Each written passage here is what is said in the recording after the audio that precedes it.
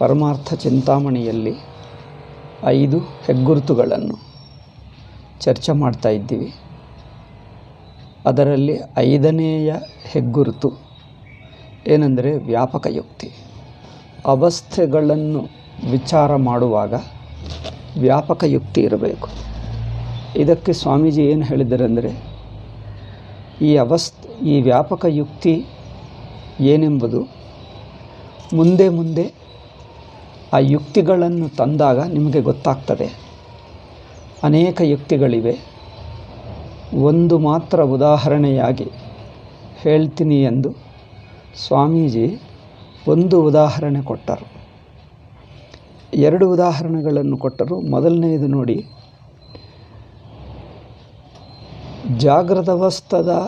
ಜಾಗ್ರದವಸ್ಥೆಯ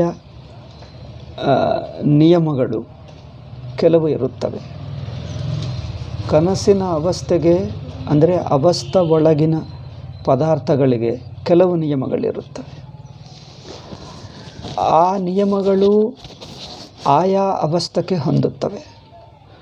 ಒಂದು ಅವಸ್ಥೆಯ ನಿಯಮ ತಗೊಂಡು ಇನ್ನೊಂದು ಅವಸ್ಥೆಯನ್ನು ಅಳತೆ ಮಾಡಿ ಅದು ಸರಿಯಾಗಿಲ್ಲ ಎಂದು ಹೇಳಬಾರದು. ಉದಾಹರಣೆಗೆ, ಒಂದು ಹಸು ಗರ್ಭಿಣಿಯಾದರೆ ಅದು ಕರುವನ್ನು ಹಾಕುವುದಕ್ಕೆ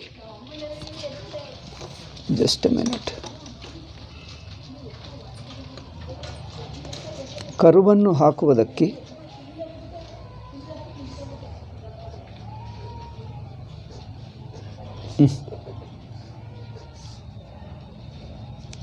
ಈ ಪೆನ್ನುಗಳೇ ಕೆಲಸ ಮಾಡಲ್ಲ. ಏನು ಪೆನ್ನುಗಳೇ ಏನು, ಕರುವನ್ನು ಹಾಕದಂತೆ ಅದಕ್ಕೆ ಒಂದು ಸಮಯ ಬೇಕು ಜಾಗ್ರತ್ತಿನಲ್ಲಿ. ಆದರೆ ಸ್ವಪ್ನದಲ್ಲಿ ನಾವು ನೋಡುತ್ತಾ ಇರುವಾಗಲೇ ಆವಾಗಲೇ ಗರ್ಭಿಣಿಯಾಗ್ತದೆ, ಅಷ್ಟರಲ್ಲೇ ಕರು ಹಾಕಿಬಿಡ್ತದೆ. ಅದು ನೋಡಿ ಜಾಗ್ರತ್ತಿನ ನಿಯಮವನ್ನು ಇಟ್ಕೊಂಡು ನೋಡಿದ್ದರೆ ಜಾಗ್ರತ್ ದೃಷ್ಟಿ ಎಂದರ್ಥ. ಜಾಗ್ರತ್ತಿನ ನಿಯಮದಿಂದ ಸ್ವಪ್ನವನ್ನು ನೋಡಿದ್ದರೆ ಅದಲ್ಲ, ಅದು ಕರುವನ್ನು ಹಾಕಲೇ ಇಲ್ಲ ಎಂದು ಹೇಳಬೇಕಾಗ್ತದೆ. ಆದರೆ ಏಕೆಂದರೆ ಜಾಗ್ರತ್ತಿನ ನಿಯಮಕ್ಕೆ ಅನುಗುಣವಾಗಿ ಸಾಕಷ್ಟು ಸಮಯವಿಲ್ಲ, ಕರುವನ್ನು ಹಾಕುವುದಕ್ಕೆ ಸಾಕಷ್ಟು ಸಮಯವಿಲ್ಲ. ಆದರೆ ಕನಸಿನ ನಿಯಮದಿಂದ ನೋಡಿದ್ದರೆ ಸ್ವಪ್ನದಲ್ಲಿ ಯಾವ ಘಟನೆಗಳು ಹೇಗೆ ನಡೆಯುತ್ತವೋ ಅದು ಆ ಅವಸ್ಥೆಗೆ ಮೀಸಲು. ಆ ಅವಸ್ಥೆಯಲ್ಲಿ ಹಾಗೆಯೇ ಆಗುತ್ತವೆ. ಅದರಿಂದ ಅದು ಸರಿ, ತಪ್ಪೇನಿಲ್ಲ ಎನ್ನುವುದು ಇನ್ನೊಂದು ಯುಕ್ತಿ. ಈ 2 ಯುಕ್ತಿಗಳಲ್ಲಿ ಯಾವುದು ವ್ಯಾಪಕ ಯುಕ್ತಿ, ಯಾವುದು ಸಂಕುಚಿತ ಯುಕ್ತಿ ಅಂದರೆ, ಜಾಗ್ರತ್ತಿನ ನಿಯಮವನ್ನಿಟ್ಟುಕೊಂಡು ಸ್ವಪ್ನವನ್ನು ನೋಡಿ ಸ್ವಪ್ನ ಘಟನೆಗಳು ಆಗಲಿಲ್ಲ, ಅವು ಸುಳ್ಳು ಎಂದು ಹೇಳಿಬಿಟ್ಟರೆ ಅದು ಸಂಕುಚಿತ ಯುಕ್ತಿ ಆಗುತ್ತದೆ. ಸಂಕುಚಿತ ಅಂದರೆ ಜಾಗ್ರತ್ತಿನ ನಿಯಮಗಳು ಸ್ವಪ್ನದ ಪದಾರ್ಥಗಳಿಗೆ ಹೊಂದಿಸುವ ಪ್ರಯತ್ನ ಮಾಡಿದ್ದರೆ ಅವು ಹೊಂದಲ್ಲ, ತಪ್ಪಾಗಿಬಿಡ್ತವೆ. ಇದು ಸಂಕುಚಿತ ಏಕೆ ಅಂದರೆ ಹೊಂದದೇ ಇರುವುದನ್ನು ನೀವು ಹೊಂದಿಸುವುದಕ್ಕೆ ಪ್ರಯತ್ನ ಮಾಡ್ತಾ ಇದ್ದೀರಿ. ಅಂದರೆ ಆ ನಿಯಮಗಳಿಗೆ ಅನ್ವಯಿಸಲ್ಲ, ಸ್ವಪ್ನಕ್ಕೆ ಅನ್ವಯಿಸದ ಕಡೆ ನೀವು ಅನ್ವಯಿಸುವಕ್ಕೆ ಪ್ರಯತ್ನ ಮಾಡ್ತಾರೆ, ಅದು ತಪ್ಪಾಗ್ತದೆ. ಮತ್ತು ಸರಿಯಾದ ಯುಕ್ತಿ, ವ್ಯಾಪಕ ಯುಕ್ತಿ ಯಾವುದು ಅಂದರೆ ಸ್ವಪ್ನದ ನಿಯಮಕ್ಕನುಗುಣವಾಗಿ ಸ್ವಪ್ನ ಘಟನೆಗಳು ನಡೆಯುತ್ತವೆ. ಸ್ವಪ್ನದ ನಿಯಮಕ್ಕನುಗುಣವಾಗಿ ಸ್ವಪ್ನ ಘಟನೆಗಳು ನಡೆಯುತ್ತವೆ. ಹಾಗೆ ಒಪ್ಪಬೇಕೇ ಹೊರತು ಹಾಗೆ ಒಪ್ಪಿಕೊಂಡರೆ ಸರಿಯೇ ಎಂದು ಒಪ್ಕೊಳ್ತಾನೆ. ಸ್ವಪ್ನದಲ್ಲಿಯೂ ಹಸು ಕರುವನ್ನು ಹಾಕಿತು, ಅದು ಸರಿಯಾಗಿದೆ ಎಂದು ಒಪ್ತೀವಿ. ಇದು ಒಪ್ಪಿದ್ದರೆ ಇದು ವ್ಯಾಪಕ ಯುಕ್ತಿ. ಓಕೆ, ಅದಕ್ಕಿದಕ್ಕೆ ವಿರೋಧವಿಲ್ಲ. ಆದರೆ ಕನಸಿನ ಅನುಭವವಾದ್ದರಿಂದ ಇದು ನೋಡಿ, ಕನಸಿನ ನಿಯಮಕ್ಕನುಸಾರವಾಗಿ ಕರು ಹುಟ್ಟಿರುತ್ತದೆ. ಆದ್ದರಿಂದಲೇ ಕನಸಿನಲ್ಲಿ ನಮಗೆ, ಸ್ವಪ್ನದಲ್ಲಿ ನಮಗೆ ಯಾವ ವಿರೋಧವೂ ಆ ವಿಷಯದಲ್ಲಿ ತೋರಲಿಲ್ಲ ಎಂದು ವಾದಿಸಿದರೆ ಅವನು ಅನುಭವಾನುಸಾರಿಯಾದ ವ್ಯಾಪಕ ಯುಕ್ತಿಯನ್ನು ಉಪಯೋಗಿಸಿದವನು ಆಗುತ್ತಾನೆ. ಈಗ ಎರಡನೇ ಉದಾಹರಣೆ. ಇದರಂತೆ ಈ ಒಂದು ಉದಾಹರಣೆಯನ್ನು ನಾವು ಹಿಂದಿನ ಪಾಠದಲ್ಲಿ ಹೇಳಿದ್ದೇವೆ. ಈಗಲೂ ಮತ್ತೊಂದು ಸಲ ಪುನರುಕ್ತಿ ಅಂದರೆ ರಿಪೀಟ್ ಮಾಡಿದ್ದೇವೆ. ಈಗ ಎರಡನೆಯ ಯುಕ್ತಿಯನ್ನು, ವ್ಯಾಪಕ ಯುಕ್ತಿ ಅಂದರೆ ಸಂಕುಚಿತ ಯುಕ್ತಿ ಅಂದರೆ ವ್ಯತ್ಯಾಸವೇನು ಎಂದು ತಿಳಿಸುವುದಕ್ಕೆ ಇನ್ನೊಂದು ಉದಾಹರಣೆಯನ್ನು ಸ್ವಾಮೀಜಿ ಹೇಳ್ತಾ ಇದ್ದಾರೆ. ಆ ಉದಾಹರಣೆಯನ್ನು ಓದೋಣ. ಇದರಂತೆ ಕನಸಿನಲ್ಲಿಯೂ ಎಚ್ಚರದಲ್ಲಿಯೂ ನಮ್ಮ ಹೊರಗೆ ಯಾವುದಾದರೊಂದು ದೃಶ್ಯವೂ ಇದ್ದುಕೊಂಡೇ ಇರುತ್ತದೆ. ತನಿನಿದ್ದೆಯೂ ಎಚ್ಚರ ಕನಸುಗಳಂತೆ ಒಂದು ಅವಸ್ಥೆಯೇ ಆಗಿರುತ್ತದೆ. ಆದ್ದರಿಂದ ತನಿನಿದ್ದೆಯಲ್ಲಿಯೂ ದರ್ಶನಾರ್ಹವಾದ ಪದಾರ್ಥವೊಂದು ಇದ್ದೇ ತೀರಬೇಕು ಎಂದು ವಾದಿಸುವುದು ಸಂಕುಚಿತ ಯುಕ್ತಿಯಾಗುತ್ತದೆ. ನೋಡಿ, ಜಾಗ್ರತ್ತಿನಲ್ಲಿ ನೋಡಿ, ನಮಗೆ ನಮ್ಮ ಮನಸ್ಸಿನಲ್ಲೇ ಅಲ್ಲ, ನಮ್ಮ ಮನಸ್ಸಿಗೆ ಹೊರಗೆ ಪದಾರ್ಥ ಇರುತ್ತದೆ ಅಲ್ಲವೇ? ಜಾಗ್ರತ್ತಿನಲ್ಲಿ ಹೀಗೆ ಅನಿಸುತ್ತದೆ, ನಿಜವಾಗಿ ನೋಡಿದರೆ ಅದು ಒಂದೇ. ಬಟ್ ಲೌಕಿಕರ ದೃಷ್ಟಿ, ಸಾಮಾನ್ಯರ ದೃಷ್ಟಿಯಿಂದ ಮಾತಾಡ್ತಾ ಇದ್ದೀವಿ, ಅದು ನೆನಪಿಟ್ಕೊಳ್ಬೇಕು. ಯಾವುದೇ ಹೇಳಲಿ ವೇದಾಂತದಲ್ಲಿ ಯಾವ ದೃಷ್ಟಿಯಿಂದ ಹೇಳ್ತಾ ಇದ್ದೀವಿ ಅದು ಮನಸ್ಸಿನಲ್ಲಿ ಇಟ್ಕೊಂಡರೆ ಸುಲಭವಾಗಿ ಅರ್ಥವಾಗ್ತದೆ ಅಲ್ಲವೇ? ಯಾವ ದೃಷ್ಟಿಯಿಂದ ಹೇಳ್ತಾ ಇದ್ದೀವಿ ಎಂಬುದು ಮನಸ್ಸಿನಲ್ಲಿ ಇಟ್ಕೊಂಡರೆ ಸುಲಭವಾಗಿ ಅರ್ಥವಾಗ್ತದೆ. ಜಾಗ್ರತ್ತಿನಲ್ಲಿ ಏನನಿಸುತ್ತದೆ, ನಮ್ಮ ಮನಸ್ಸಿಗೆ ಹೊರಗೆ, ಮನಸ್ಸಿನ ಹೊರಗೆ ಅಂದರೆ ದೇಹಕ್ಕೆ ಮನಸ್ಸಿಗೆ ಹೊರಗೆ ಪದಾರ್ಥಗಳಿವೆ, ದೃಶ್ಯ ಪದಾರ್ಥಗಳಿದ್ದೇ ಇದೆ. ಹಾಗೆಯೇ ಕನಸಿನಲ್ಲಿಯೂ ಹಾಗೇ ಇವೆ ಎಂದು ಅಂದ್ಕೊಳ್ತೀವಿ. ಏಕೆ? ಕನಸಿನ ಮನಸ್ಸು, ಕನಸಿನ ವ್ಯಕ್ತಿಗೆ ಹೊರಗೆ ಕನಸಿನ ಪ್ರಪಂಚ ಇದೆ ಅಲ್ಲವೇ? ಹೊರಗೆ ಅಂದರೆ ಅರ್ಥವೇನು? ಪ್ರಪಂಚದ ಒಳಗೆ ತಾನಿದ್ದಾನೆ, ತನ್ನ ಸುತ್ತು ಪ್ರಪಂಚವಿದೆ ಎಂದು ಅನಿಸುವುದು. ತನ್ನ ಸುತ್ತು ಪ್ರಪಂಚವಿದೆ ಎಂದು ಅನಿಸುವುದು.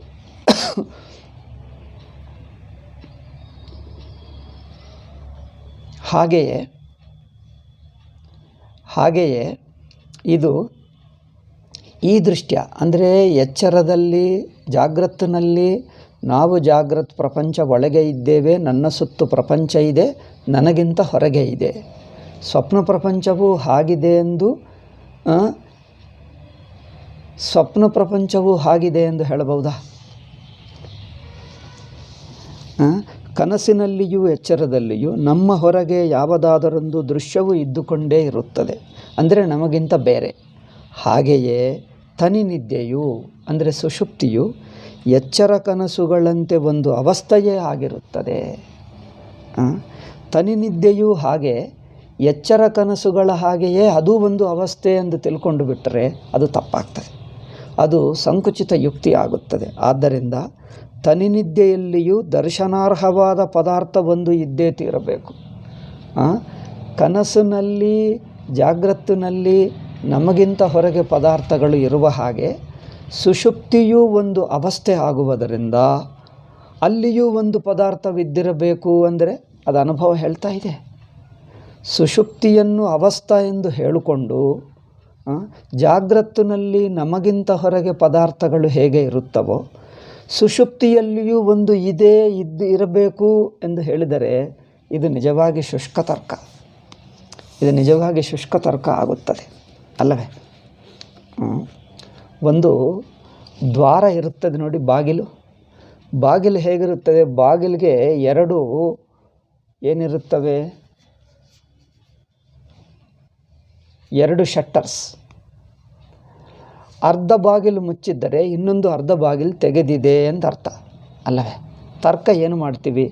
ಅರ್ಧಕ್ಕೆ ಅರ್ಧ ಸಮಾನ, ಬಾಗಿಲು ಅರ್ಧ ತೆಗೆದಿದೆ ಅಂದರೆ ಅರ್ಧ ಮುಚ್ಚಿದೆ ಎಂದರ್ಥ. ಅಂದರೆ ಎರಡು ಶಟ್ಟರ್ಸ್ ಇದ್ದರೆ, ಎರಡು ಮುಚ್ಚಿದರೆ ಬಾಗಿಲು ಪೂರ್ತಿಯಾಗಿ ಮುಚ್ಚಿ ಹೋಗ್ತದೆ.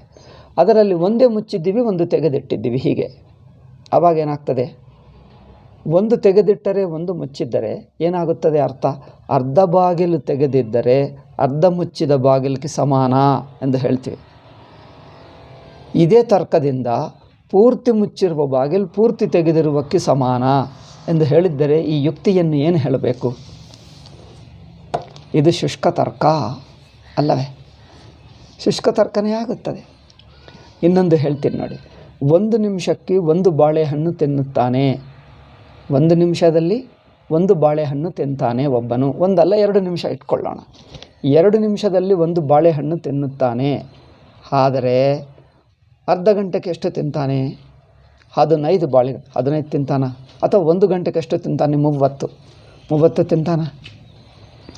ಅಂದರೆ ನೀವು 1 ನಿಮಿಷಕ್ಕೆ ಒಂದು ಬಾಳೆಹಣ್ಣು ಎಂದು ಲೆಕ್ಕ ಇಟ್ಕೊಂಡು, ಅಥವಾ 2 ನಿಮಿಷಕ್ಕೋ ಅದೇ ಲೆಕ್ಕದಿಂದ 30 ನಿಮಿಷಕ್ಕೆ ಎಂದು ಲೆಕ್ಕ ಮಾಡಿದರೆ ಲೆಕ್ಕ ಸರಿಯಾಗಿದೆ. ಬಟ್ ನಿಜವಾಗಿ ಆಗುತ್ತದೆ?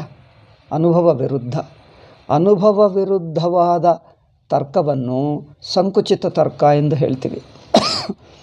ಅಥವಾ ಒಂದು ನೋಡಿ, ಅವರು 18 ವರ್ಷಕ್ಕೆ ಹುಡುಗ ಇಷ್ಟು ಎತ್ತರ ಆದ, ಅದರಿಂದ 30 ವರ್ಷಕ್ಕೆ ಎಷ್ಟಾಗ್ತಾನೆ? ಡಬಲ್ ಆಗುತ್ತಾನೆ? 15 ವರ್ಷಕ್ಕೆ ಹುಡುಗ ಇಷ್ಟು ಎತ್ತರ ಆದರೆ 30 ವರ್ಷಕ್ಕೆ ಡಬಲ್ ಆಗಬೇಕು, ಆಗುತ್ತಾನ? ಆಗಲ್ಲ. 15 ವರ್ಷಕ್ಕೆ ಹುಡುಗ 5 ಫೀಟ್ ಆಗಿದ್ದ ಅಂತ ತಿಳ್ಕೊಳ್ಳೋಣ, 15. ಆವಾಗ 30 ವರ್ಷಕ್ಕೆ 10 ಫೀಟ್ ಆಗುತ್ತಾನ? ಇದನ್ನು ಸಂಕುಚಿತ ಯುಕ್ತಿ ಅಥವಾ ಶುಷ್ಕ ತರ್ಕ ಎಂದು ಹೇಳ್ತೀವಿ. It is not A appropriate ತರ್ಕ ಅಲ್ಲ, ಕಾಂಪ್ರಹೆನ್ಸಿವ್ ಲಾಜಿಕ್ ಅಲ್ಲ. ಹಾಗೆಯೇ ಒಂದು ಬೆಂಕಿ ಬಿಸಿಯಾಗಿದೆ ಅಂದರೆ ಬೆಂಕಿ ಏನಪ್ಪ ಅಂದರೆ ಅದೊಂದು ಪದಾರ್ಥ.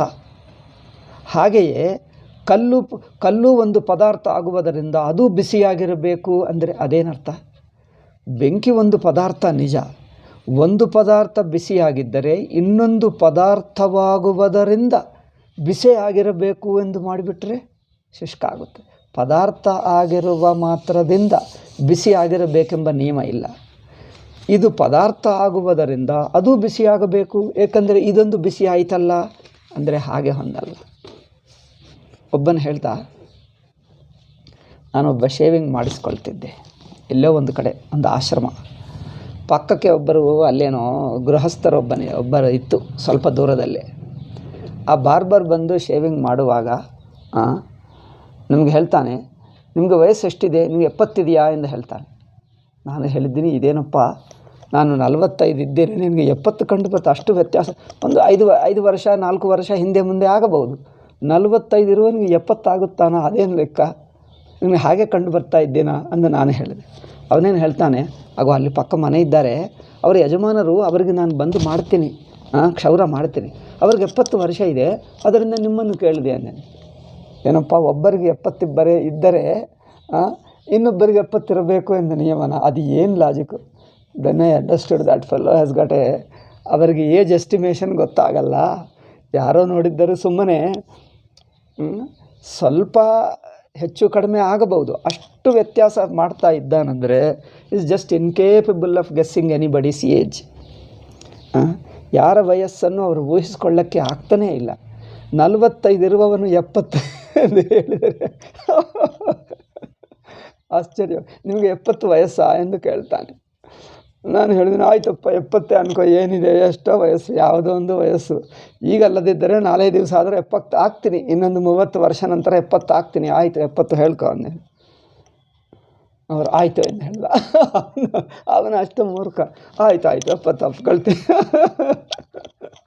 ಏನು ಹೇಳೋದು? ಈಗ ಜನರಿಗೆ ಲಾಜಿಕಲ್ ಥಿಂಕಿಂಗೇ ಇಲ್ಲ. ಹಾಗಿರ್ತಾರೆ ಜನರು, ವಿಚಿತ್ರ ಜನರು. ಹಾಗೆ ಒಂದು ವಿಷಯದಲ್ಲಿ ಒಂದು ಬಗೆ ಇದ್ದರೆ ಇನ್ನೊಂದು ವಿಷಯವಾಗುವುದರಿಂದ ಹಾಗೇ ಇರುತ್ತದೆ ಎಂದು ಹೇಳಬಹುದಾ? ಒಬ್ಬನು ಕಳ್ಳ ನೋಡಿದ, ಇನ್ನೊಬ್ಬನು ನೋಡು ಇವನು ಕಳ್ಳನ ಅಂದರೆ ಮನುಷ್ಯ, ಏಕಪ್ಪ ಅಂದರೆ ಅವನೊಬ್ಬ ಮನುಷ್ಯ ಕಳ್ಳತನ, ಅದರಿಂದ ಇವನಾಗಬಹುದು. ಮನುಷ್ಯ ಆಗುವುದರಿಂದ ಎಲ್ಲರೂ ಕಳ್ಳ ಎಂದು ಹೇಳಿಬಿಡ್ತೀರಾ? ಈ ತರಹ ಇದು ನಾವು ಈ ಸ್ಥೂಲ ಉದಾಹರಣೆ ತೋರಿಸಿದಾಗ ನಿಮಗೆ ನಗು ಬರುತ್ತದೆ, ಏನಿದೆ ಇಷ್ಟು ಮೂರ್ಖ ಇರುತ್ತಾನ. ಬಟ್ ವೇದಾಂತದಲ್ಲಿ ಎಷ್ಟೋ ಕಡೆ ನಾವು ಈ ತರಹ ತಪ್ಪುಗಳನ್ನೇ ಮಾಡ್ತೀವಿ. ತರ್ಕಶಾಸ್ತ್ರ ಓದಿದ್ದರೆ ತುಂಬ ಆಶ್ಚರ್ಯವಾಗ್ತದೆ. ಒಂದು ಉದಾಹರಣೆ ಕೊಟ್ಟಾಗ ಇದು ಇಷ್ಟು ಸಿಲ್ಲಿ ತಪ್ಪಿದೆ, ಇಷ್ಟು ಸಣ್ಣ ಗ್ರಾಸ್ ಮಿಸ್ಟೇಕು, ಎಲ್ಲರಿಗೆ ಕಂಡು ಬರುವಂಥ ಅತಿ ಸರಳವಾದದಾಗಿ ಎಲ್ಲರಿಗೂ ಗೊತ್ತಾಗುವಂಥದ್ದು ತಪ್ಪು ಮಾಡ್ತಾರಾ ಯಾರಾದರೂ? ಇದು ಏನು ಅವಿವೇಕ ಅನಿಸುತ್ತದೆ. ಬಟ್ ಅದೇ ತರಹ ತಪ್ಪು ರಾಜಕೀಯದಲ್ಲಿ ಮಾಡ್ತಾರೆ, ವಿದ್ಯಾ ಸೈನ್ಸ್ಗಳಲ್ಲಿ ಮಾಡ್ತಾರೆ, ವಿದ್ಯಾಕ್ಷೇತ್ರದಲ್ಲಿ ಮಾಡ್ತಾರೆ, ವೇದಾಂತದಲ್ಲಿ ಮಾಡ್ತಾರೆ. ಎಲ್ಲ ಕಡೆಗೆ ಅದೇ ತರಹ ತಪ್ಪುಗಳಾಗ್ತಾನೇ ಇವೆ. ಅದೇ ತರಹ ತಪ್ಪುಗಳಾಗ್ತಾನೇ ಇವೆ ಜನರಲ್ಲಿ. ಎತ್ತಿ ತೋರಿಸಿದ ನಂತರ ಹೌದಪ್ಪ ಅನಿಸುತ್ತದೆ, ಮೊದಲು ಮಾತ್ರ ಜನರಿಗೆ ಅರ್ಥವೇ ಆಗ್ತಾ ಇಲ್ಲ. ಅಂದರೆ ನಾವು ಅತಿ ಸಾಮಾನ್ಯ ತಪ್ಪುಗಳನ್ನು ದೊಡ್ಡ ವಿಷಯಗಳಲ್ಲಿ ಮಾಡ್ತೀವಿ. ಏಕೆ ಅಂದರೆ ವಿವೇಕ ಸರಿಯಾಗಿ ಮಾಡ್ತಾ ಇಲ್ಲ, ಅನುಭವಾನುಸಾರವಾಗಿ ನೋಡ್ತಾ ಇಲ್ಲ. ಹಾಗೆಯೇ ಇಲ್ಲಿ ಜಾಗ್ರತ್ ಒಂದು ಅವಸ್ಥೆ, ಸ್ವಪ್ನ ಒಂದು ಅವಸ್ಥೆ, ಹಾಗೆಯೇ ಸುಷುಪ್ತಿ ಅವಸ್ಥೆ. ಹೌದು, ಸುಷುಪ್ತಿಯೂ ಜಾಗ್ರತ್ತು ಸ್ವಪ್ನಗಳ ಹಾಗೆ ಅವಸ್ಥೆ ಇದೆ, ಅವಸ್ಥೆ ನಿಜ. ಆದರೆ ಅವಸ್ಥೆ ಹೌದು, ಆದರೆ ಅವಸ್ಥೆ ಎಂದು ಹೇಳಿದ ಮಾತ್ರದಿಂದ ಜಾಗ್ರತ್ತು ಹೇಗಿರುತ್ತದೋ ಹಾಗೆಯೇ ಸುಷುಪ್ತಿರಬೇಕು ಎಂದು ಹೇಳಿದರೆ ತಪ್ಪಾಗ್ತದೆ. ಇದು ಒಂದು ಅವಸ್ಥೆ, ಅದು ಒಂದು ಅವಸ್ಥೆ ಅಂದರೆ ಅಷ್ಟರ ಮಟ್ಟಿಗೆ ಸಾದೃಶ್ಯ ಇದೆ, ಸಿಮಿಲ್ಯಾರಿಟಿ ಇದೆ, ಸಾಮ್ಯ ಇದೆ. ಜಾಗ್ರತ್ ಅವಸ್ಥೆ, ಸುಷುಪ್ತಿ ಅವಸ್ಥೆ, ಅವಸ್ಥೆ ಆಗಿ ಇರುವವರೆಗೂ ಎರಡರಲ್ಲಿ ಸಾಮ್ಯ ಇದೆ.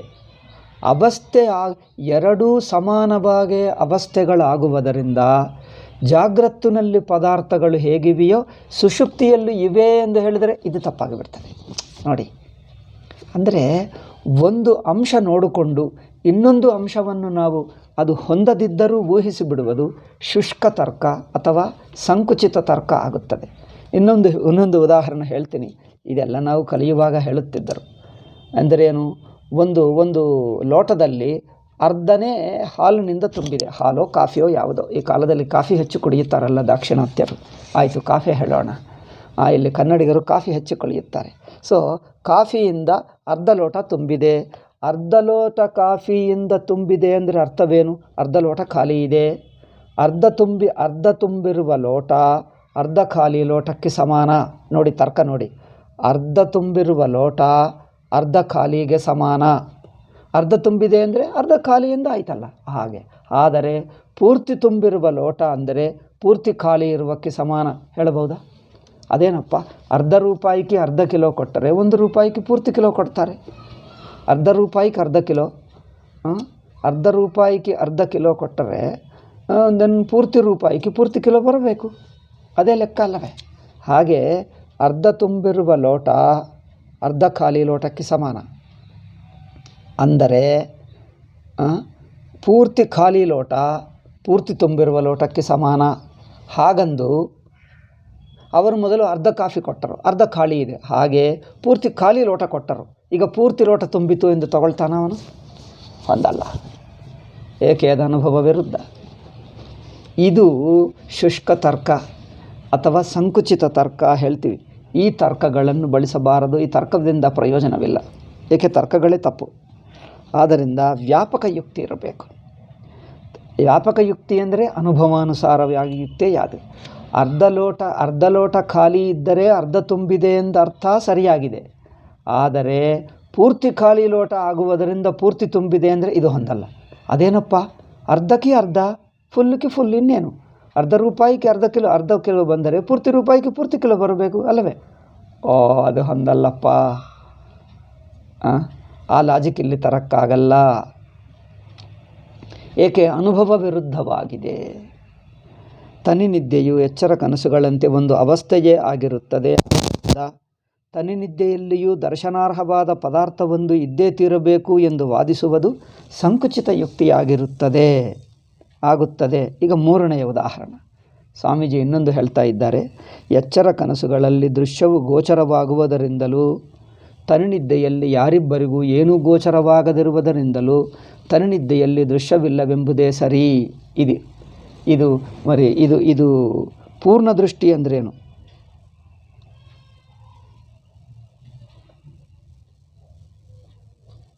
ಅಂದರೆ ಎಚ್ಚರ ಪದಾರ್ಥಗಳು ಎಚ್ಚರಕ್ಕೆ ಕಟ್ಟು ಬಿದ್ದಿರುತ್ತವೆ, ಕನಸಿನ ಪದಾರ್ಥಗಳು ಕನಸಿಗೆ ಕಟ್ಟು ಬಿದ್ದಿರುತ್ತವೆ. ಆದ್ದರಿಂದ ಸುಷುಪ್ತಿಯಲ್ಲಿ ಯಾವ ಪದಾರ್ಥವಿಲ್ಲ ಎಂಬುದು ನಮ್ಮ ಅನುಭವನೇ ಹೇಳುತ್ತಾ ಇದೆ. ಆದ್ದರಿಂದ ಇದು ಸುಷುಪ್ತಿಯಲ್ಲಿ ಯಾವ ಪದಾರ್ಥವಿಲ್ಲ ಎಂದು ಹೇಳುವುದೇ ವ್ಯಾಪಕ ಯುಕ್ತಿ. ಆಯಿತಾ? ನಿದ್ದೆ ಎಂದರೆ ಏನೂ ಕಾಣದ ಅವಸ್ಥೆ ಎಂದೇ ಅರ್ಥ. ಸುಷುಪ್ತಿ ಎಂಬುದು ಏನೂ ಇಲ್ಲ, ಏನೂ ಕಾಣುವುದಿಲ್ಲ ಎಂಬುದೇ ಸುಷುಪ್ತಿ ಎಂಬುದು ನೇರಾದ ಅನುಭವ.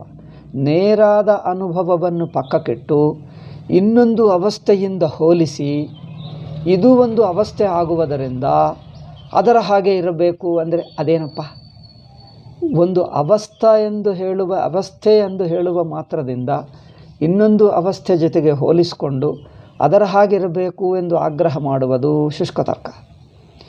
ಅದನ್ನು ಅದಾಗಿ ನೋಡು, ಅದು ಅವಸ್ಥೆಯೇ, ಆದರೆ ಏನೂ ಇಲ್ಲ. ಹೀಗೆ ಅಂದರೆ ಈ ಸರಿ ನಿದ್ದೆ ಎಂಬುದು ಏನೂ ಕಾಣದ ಅವಸ್ಥೆ ಎಂದೇ ಅರ್ಥ ಎಂಬುದು ವ್ಯಾಪಕ ಯುಕ್ತಿ ಆಗುತ್ತದೆ. ವ್ಯಾಪಕ ಅಂದರೆ ಅನುಭವಾನುಸಾರವಾಗಿ ಹೇಗೆ ಅನುಭವವಾಗುತ್ತದೋ ಹಾಗೆ ಒಪ್ಪಿಕೊಳ್ಳುವುದು ವ್ಯಾಪಕ ಯುಕ್ತಿ. ಓಕೆ, ಅನುಭವಾನುಸಾರಿಯಾದ ಯುಕ್ತಿಯು ವ್ಯಾಪಕ ಯುಕ್ತಿ. ಒಂದು ಮಾತಿನಲ್ಲಿ ಸ್ವಾಮೀಜಿ ಕೊನೆಗೂ ತೀರ್ಮಾನ ಹೇಳ್ತಾರೆ ನೋಡಿ. ಅನುಭವಾನುಸಾರಿಯಾದ ಯುಕ್ತಿಯು ವ್ಯಾಪಕ ಯುಕ್ತಿ, ಅನುಭವ ವಿರುದ್ಧವಾದ ಯುಕ್ತಿಯು ಸಂಕುಚಿತ ಯುಕ್ತಿಯು ಎಂಬುದನ್ನು ನೆನಪಿಟ್ಟರೆ ಯಾವ ಸಂದರ್ಭದಲ್ಲಿ ಬೇಕಾದರೂ ಆಯಾ ಯುಕ್ತಿಯ ಬೆಲೆಯನ್ನು ಹೊರಗೆ ಹಚ್ಚಿ ನೋಡಿಕೊಳ್ಳಬಹುದಾಗಿರುತ್ತದೆ ಎಂದು ಸ್ವಾಮೀಜಿ ಹೇಳಿದರು. ಅಂದರೆ ವ್ಯಾಪಕ ಯುಕ್ತಿ ಅಂದರೆ ಏನು, ಸಂಕುಚಿತ ಯುಕ್ತಿ ಎಂದರೆ ಏನು ಎಂದು ಮೊದಲು ಗೊತ್ತಿದ್ದರೆ ಯಾರೇ ಯಾವ ಯುಕ್ತಿಯನ್ನೇ ಹೇಳಲಿ, ಯಾವ ಪುಸ್ತಕದಲ್ಲಿ ಯಾವ ಯುಕ್ತಿ ಬರಲಿ, ಅದನ್ನು ನಮ್ಮ ಅನುಭವವೆಂದ ಹೊರಗೆ ಹಚ್ಚಿ ನೋಡಿದರೆ ಅದು ಎಷ್ಟರ ಮಟ್ಟಿಗೂ ಸರಿಯಾಗಿದೆ, ತಪ್ಪೋ ಸರಿಯಾಗಿದೆಯೋ ಎಂದು ಹೇಳುವಕ್ಕಾಗುತ್ತದೆ. ಇದು ಈಗ ಎಷ್ಟಾಯಿತು? 5 ಹೆಗ್ಗುರುತುಗಳನ್ನು ತಿಳ್ಕೊಂಡು ಬಿಟ್ಟಿದ್ದೇವೆ. ಈ 5 ಹೆಗ್ಗುರುತುಗಳನ್ನು ಎಷ್ಟು ಚರ್ಚೆ ಮಾಡಿದ್ದೀವಲ್ಲ, ಅಯ್ಯೋ ಎಷ್ಟೋ ದಿವಸದಿಂದ ಮಾಡ್ತಾನೆ ಇದ್ದೀವಿ, ತಿಂಗಳ 2 ತಿಂಗಳಾಯಿತು. ಈಗ ಅವುಗಳ ಸುಮ್ಮನೆ ಹೆಸರನ್ನೆಲ್ಲ ಒಂದು ಕಡೆ ಹೇಳಿಬಿಟ್ಟು ಒಂದಷ್ಟೇ ಒಂದು ಸ್ಮಾಲ್ ಪ್ಯಾರಾಗ್ರಾಫ್ ಇದೆ. ಈಗ ಮುಂದುವರಿಯೋಣ, ಮುಂದಿನ ವಿಷಯಕ್ಕೆ ಚರ್ಚೆ ಮಾಡುವುದು. ಇದುವರೆಗೆ ನಾವು ಸ್ವಾಮೀಜಿ ಹೇಳ್ತಾರೆ ನೋಡಿ, ಇದುವರೆಗೆ ನಾವು ಹೇಳಿದ 5 ಹೆಗ್ಗುರುತುಗಳನ್ನು ಮರೆಯದೇ ಇದ್ದರೆ ಅವಸ್ಥಾತ್ರಯ ಹೆದ್ದಾರಿಯಲ್ಲಿ ನಡೆಯುವುದಕ್ಕೆ ಬಹಳ ಅನುಕೂಲವಾಗಿರುತ್ತದೆ. ಒಳ್ಳೆವೇ. ಈಗ 5 ಯಾವುದು ಹೇಳೋಣ ನೋಡಿ. ಅವಸ್ಥೆಯ ವೈಶಾಲ್ಯ. ಅವಸ್ಥೆಯ ವೈಶಾಲ್ಯ ಅಂದ್ರೇನು? ಜಾಗೃತ ಅವಸ್ಥಾ, ಸ್ವಪ್ನಾವಸ್ಥಾ, ಯಾವ ಅವಸ್ಥೆಯಲ್ಲಿ ಯಾವ ಪ್ರಪಂಚ ಕಂಡು ಬರುತ್ತಾ ಇದೆಯೋ, ಅಂದರೆ ಪ್ರಪಂಚವೇ ಅವಸ್ಥೆ ಒಳಗೆ ಇದೆ, ಅವಸ್ಥೆ ಪ್ರಪಂಚವನ್ನು ವ್ಯಾಪಿಸಿರುತ್ತಾ ಇದೆ. ಇದೇನು ಅವಸ್ಥೆಗಳ ವೈಶಾಲ್ಯ ಮೊದಲನೆಯ ಅಂಶ. ಅಂದರೆ ಪ್ರಪಂಚವೇ ಅವಸ್ಥೆಯಲ್ಲಿದೆ, ಜಾಗೃತ ಪ್ರಪಂಚ ಜಾಗೃತ ಅವಸ್ಥೆಯ ಒಳಗೆ ಇದೆ, ಸ್ವಪ್ನ ಪ್ರಪಂಚ ಸ್ವಪ್ನ ಅವಸ್ಥೆಯಲ್ಲಿದೆ. ಆದ್ದರಿಂದ ಅವಸ್ಥೆ ವ್ಯಾಪಕವಾಗಿದೆ. ಜಾಗೃತ ಅವಸ್ಥಾ ಇಡೀ ಜಾಗೃತ ಪ್ರಪಂಚವನ್ನೆಲ್ಲ ವ್ಯಾಪಿಸಿದೆ, ಸ್ವಪ್ನಾವಸ್ಥಾ ಸ್ವಪ್ನ ಪ್ರಪಂಚವನ್ನೆಲ್ಲ ವ್ಯಾಪಿಸಿದೆ ಎಂಬುದು ಇದು ಮೊದಲನೆಯ ಹೆಗ್ಗುರುತು. ಎರಡನೆಯದೇನು? ಮೊದಲನೆಯದು ಅವಸ್ಥೆ ವ್ಯಾಪಕವಾಗಿದೆ, ಇಷ್ಟೇ ಆಯಿತು. ಎರಡನೇದೇನು? ಆ ಪ್ರಪಂಚ, ಅದು ಸ್ವಲ್ಪ ಎರಡು ಮಿಕ್ಸ್ ಮಾಡಿದ್ದೀನಿ ನಾನು, ಈಗ ಬಿಡಿಸಿ ಹೇಳ್ತಾ ಇದ್ದೀನಿ. ಜಾಗೃತ ಪ್ರಪಂಚ ಜಾಗೃತ ಅವಸ್ಥೆಗೆ ಕಟ್ಟು ಬಿದ್ದಿದೆ, ಸ್ವಪ್ನದಲ್ಲಿ ತೋರುವ ಪ್ರಪಂಚ ಸ್ವಪ್ನಾವಸ್ಥೆಗೆ ಕಟ್ಟು ಬಿದ್ದಿದೆ. ಅಂದರೇನು? ಎರಡವಸ್ಥೆಗಳಿಗೆ ಸಮಾನವಾದ ಪ್ರಪಂಚ ಎಂಬುದಿಲ್ಲ. ಅದೇ ಪ್ರಪಂಚ ಇಲ್ಲಿಗೆ ಬರುವುದು, ಇದೇ ಪ್ರಪಂಚ ಅಲ್ಲಿಗೆ ಹೋಗುವುದು. ಅಂದರೆ ಜಾಗೃತಿನಲ್ಲಿರುವ ಪ್ರಪಂಚವೇ ಸ್ವಪ್ನದಲ್ಲಿ ತೋರುವುದು, ಸ್ವಪ್ನದಲ್ಲಿರುವ ಪ್ರಪಂಚವೇ ಜಾಗೃತಿನಲ್ಲಿ ತೋರುವುದು. ಈ ಎರಡು ಆಗಲ್ಲ. ಆಯಾ ಅವಸ್ಥೆಗಳಿಗೆ ಆಯಾ ಪ್ರಪಂಚವೇ ಕಟ್ಟು ಬಿದ್ದಿದೆ. ಪ್ರಪಂಚ ಅಂದರೆ ಯಾವ ಪ್ರಪಂಚ ಎಂದು ಹೇಳಬೇಕೇ ಹೊರತು ಪ್ರಪಂಚ ಅಂದರೆ ಇದೇ ಅಲ್ಲವೇ, ಎಲ್ಲರಿಗೂ ಇದೆ ಹಾಗೆ ಹೇಳೋಕ್ಕಾಗಲ್ಲ. ಪ್ರಪಂಚ ಅಂದರೆ ಎಲ್ಲಿದು? ಓ, ಎಚ್ಚರದ ಪ್ರಪಂಚವಾ ಕನಸಿನ ಪ್ರಪಂಚವಾ ಎಂದು ಬಿಡಿಸಿ ಹೇಳಬೇಕು. ಏಕೆಂದರೆ ಪ್ರಪಂಚ ಎಂಬುದು ಒಂದು ಸಾಮಾನ್ಯವಲ್ಲ, ಎರಡಕ್ಕೆ ಕಾಮನ್ ಅಲ್ಲ, ಪ್ರತ್ಯೇಕವಾಗಿದೆ. ಇದು ಎರಡನೇ ಹೆಗ್ಗುರುತು. ಮೂರನೇ ಹೆಗ್ಗುರುತು ಅನುಭವದ ಪ್ರಾಮುಖ್ಯ. ಅವಸ್ಥೆಗಳನ್ನು ನಾವು ಅನುಭವ ದೃಷ್ಟಿಯ ನೋಡಬೇಕು. ಒಂದು ಇಂದ್ರಿಯಾವಸ್ಥಾ, ಇದೆಲ್ಲ ವಿಸ್ತಾರವಾಗಿ ಚರ್ಚೆ ಮಾಡಿದ್ದೀವಲ್ಲ, ಸುಮ್ಮನೆ ಒಂದು ಸಲ ಸಾರವಾಗಿ ಹೇಳ್ತಾ ಇದ್ದೀವಿ. ಒಂದು ಇಂದ್ರಿಯಾವಸ್ಥಾ ಅನುಭವ, ಮನಸ್ಸಿನ ಅವಸ್ಥಾ, ಮೂರನೆಯದು ಯೋಗಿಗಳ ಅವಸ್ಥಾ, ನಾಲ್ಕನೆಯದು ಅವಸ್ಥಾನುಭವ, ಸಾಕ್ಷಿ ಅನುಭವ. ಮಿಕ್ಕ ಪದಾರ್ಥಗಳಿಗೆ ಒಂದೇನು ಪದಾರ್ಥದ ಅನುಭವ ಇರುತ್ತದೆ, ಪದಾರ್ಥದ ಅನುಭವವಾದ ನಂತರ ಅದರ ಯೋಚನೆ ಇರುತ್ತದೆ. ಆದರೆ ಅವಸ್ಥಾನುಭವಗಳಿಗೆ ಮಾತ್ರ ಅನುಭವ ಮತ್ತು ಯೋಚನೆ ಎರಡಿಲ್ಲ. ಅನುಭವ ಮತ್ತು ವೃತ್ತಿ ಎರಡು ಇಲ್ಲ. ವೃತ್ತೇ ಅವಸ್ಥೆಗಳು, ವೃತ್ತಿ ಬಿಟ್ಟು ಮತ್ತೆ ಅವಸ್ಥೆಗಳ ಅನುಭವ ಎಂಬುದು ಬಿಡಿಯಾಗಿಲ್ಲ. ಅಂದರೆ ಅನುಭವವೇ ಪ್ರಧಾನ ಎಂದು ಹೇಳಿದ್ದೇವೆ. ಪ್ರಮಾಣಗಳಿಂದ ಅವಸ್ಥೆಗಳನ್ನು ನೋಡುವುದಲ್ಲ, ಪ್ರಮಾತೃ ಪ್ರಮಾಣಗಳನ್ನು ಅವಸ್ಥೆ ಒಳಗೆ ಸೇರಿಸಿ ನೋಡ್ತೀವಿ. ಈಗ ನಾಲ್ಕನೆಯದೇನೆಂದರೆ ಒಂದು ಅವಸ್ಥೆ, ನಾಲ್ಕನೆಯ ಹೆಗ್ಗುರುತು ಏನೆಂದರೆ ಒಂದು ಅವಸ್ಥೆಗೆ ಇನ್ನೊಂದು ಅವಸ್ಥೆಗೆ ಕನೆಕ್ಷನ್ ಇಲ್ಲ. ಒಂದು ಅವಸ್ಥೆಗೆ ಇನ್ನೊಂದು ಅವಸ್ಥೆಗೆ ಯಾವ ಕನೆಕ್ಷನ್ ಇಲ್ಲ. ಏಕೆ? ಅವುಗಳು ಒಂದು ಕಾಲಕ್ರಮದಲ್ಲಿ ಹರಿಯುವವಲ್ಲ, ಒಂದೇ ದೇಶದಲ್ಲಿರುವವುಗಳಲ್ಲ. ಅದರಿಂದ ದೇಶಕಾಲಗಳು ಅವಸ್ಥೆಗಳಿಗೆ ಸಮಾನವಾಗಿ ಇಲ್ಲದೇ ಇರುವುದರಿಂದ ಈ ಅವಸ್ಥೆಗಳಿಗೆ ಸಂಬಂಧವಿಲ್ಲ. ಪ್ರತಿಯೊಂದು ಅವಸ್ಥೆ ನೇರಾಗಿ ಸಾಕ್ಷಿಯಲ್ಲೇ ತೋರ್ತಾ ಇದೆ, ನೇರಾಗಿ ಸಾಕ್ಷಿಯಲ್ಲೇ ತೋರ್ತಾ ಇದೆ. ಈ ಅವಸ್ಥೆ ನಂತರ ಇನ್ನೊಂದು ಹೇಳೋಕ್ಕಾಗಲ್ಲ, ಅದು ನಂತರ ಇದು ಎಂದು ಹೇಳೋಕ್ಕಾಗಲ್ಲ. ಏಕೆ? ಅದು ಇದನ್ನು ಹೋಲಿಸೋಕ್ಕಾಗಲ್ಲ, ಸಂಬಂಧವಿಲ್ಲ. ಇದು ನಾಲ್ಕನೆಯ ಹೆಗ್ಗುರುತು. ಇದೆಲ್ಲ ಚರ್ಚೆ ಮಾಡಿದ್ದೇವಲ್ಲ, ಇನ್ನೇನು. ಈಗ ಮತ್ತೆ ಐದನೆಯ ಹೆಗ್ಗುರುತು ಏನೆಂದರೆ ವ್ಯಾಪಕ ಯುಕ್ತಿಯಿಂದ ಅವಸ್ಥೆಗಳನ್ನು ವಿಚಾರ ಮಾಡಬೇಕೇ ಹೊರತು ಸಂಕುಚಿತ ಯುಕ್ತಿ ಅಂದರೇನು? ಎಚ್ಚರದ ಯುಕ್ತಿಯಿಂದ ಒಂದು ಮಾತಿನಲ್ಲಿ ಹೇಳ್ತೀನಿ, ಎಚ್ಚರ ಯುಕ್ತಿಯಿಂದ ಕನಸನ್ನು ನೋಡುವುದು ಅಲ್ಲವೇ? ಕನಸಿನ ಯುಕ್ತಿಯಿಂದ ಸುಷುಪ್ತಿಯನ್ನು ನೋಡುವುದು. ಅಂದರೆ ಒಂದು ಅವಸ್ಥೆಯ ನಿಯಮದಿಂದ ಇನ್ನೊಂದು ಅವಸ್ಥೆಯನ್ನು ನೋಡುವುದು ಸಂಕುಚಿತ ಯುಕ್ತಿ. ಆಯಾ ಅವಸ್ಥೆಗಳನ್ನು ಆಯಾ ಅನುಭವ ದೃಷ್ಟಿಯಿಂದ ನೋಡುವುದು ಏನಾಗುತ್ತದೆ? ವ್ಯಾಪಕ ಯುಕ್ತಿ.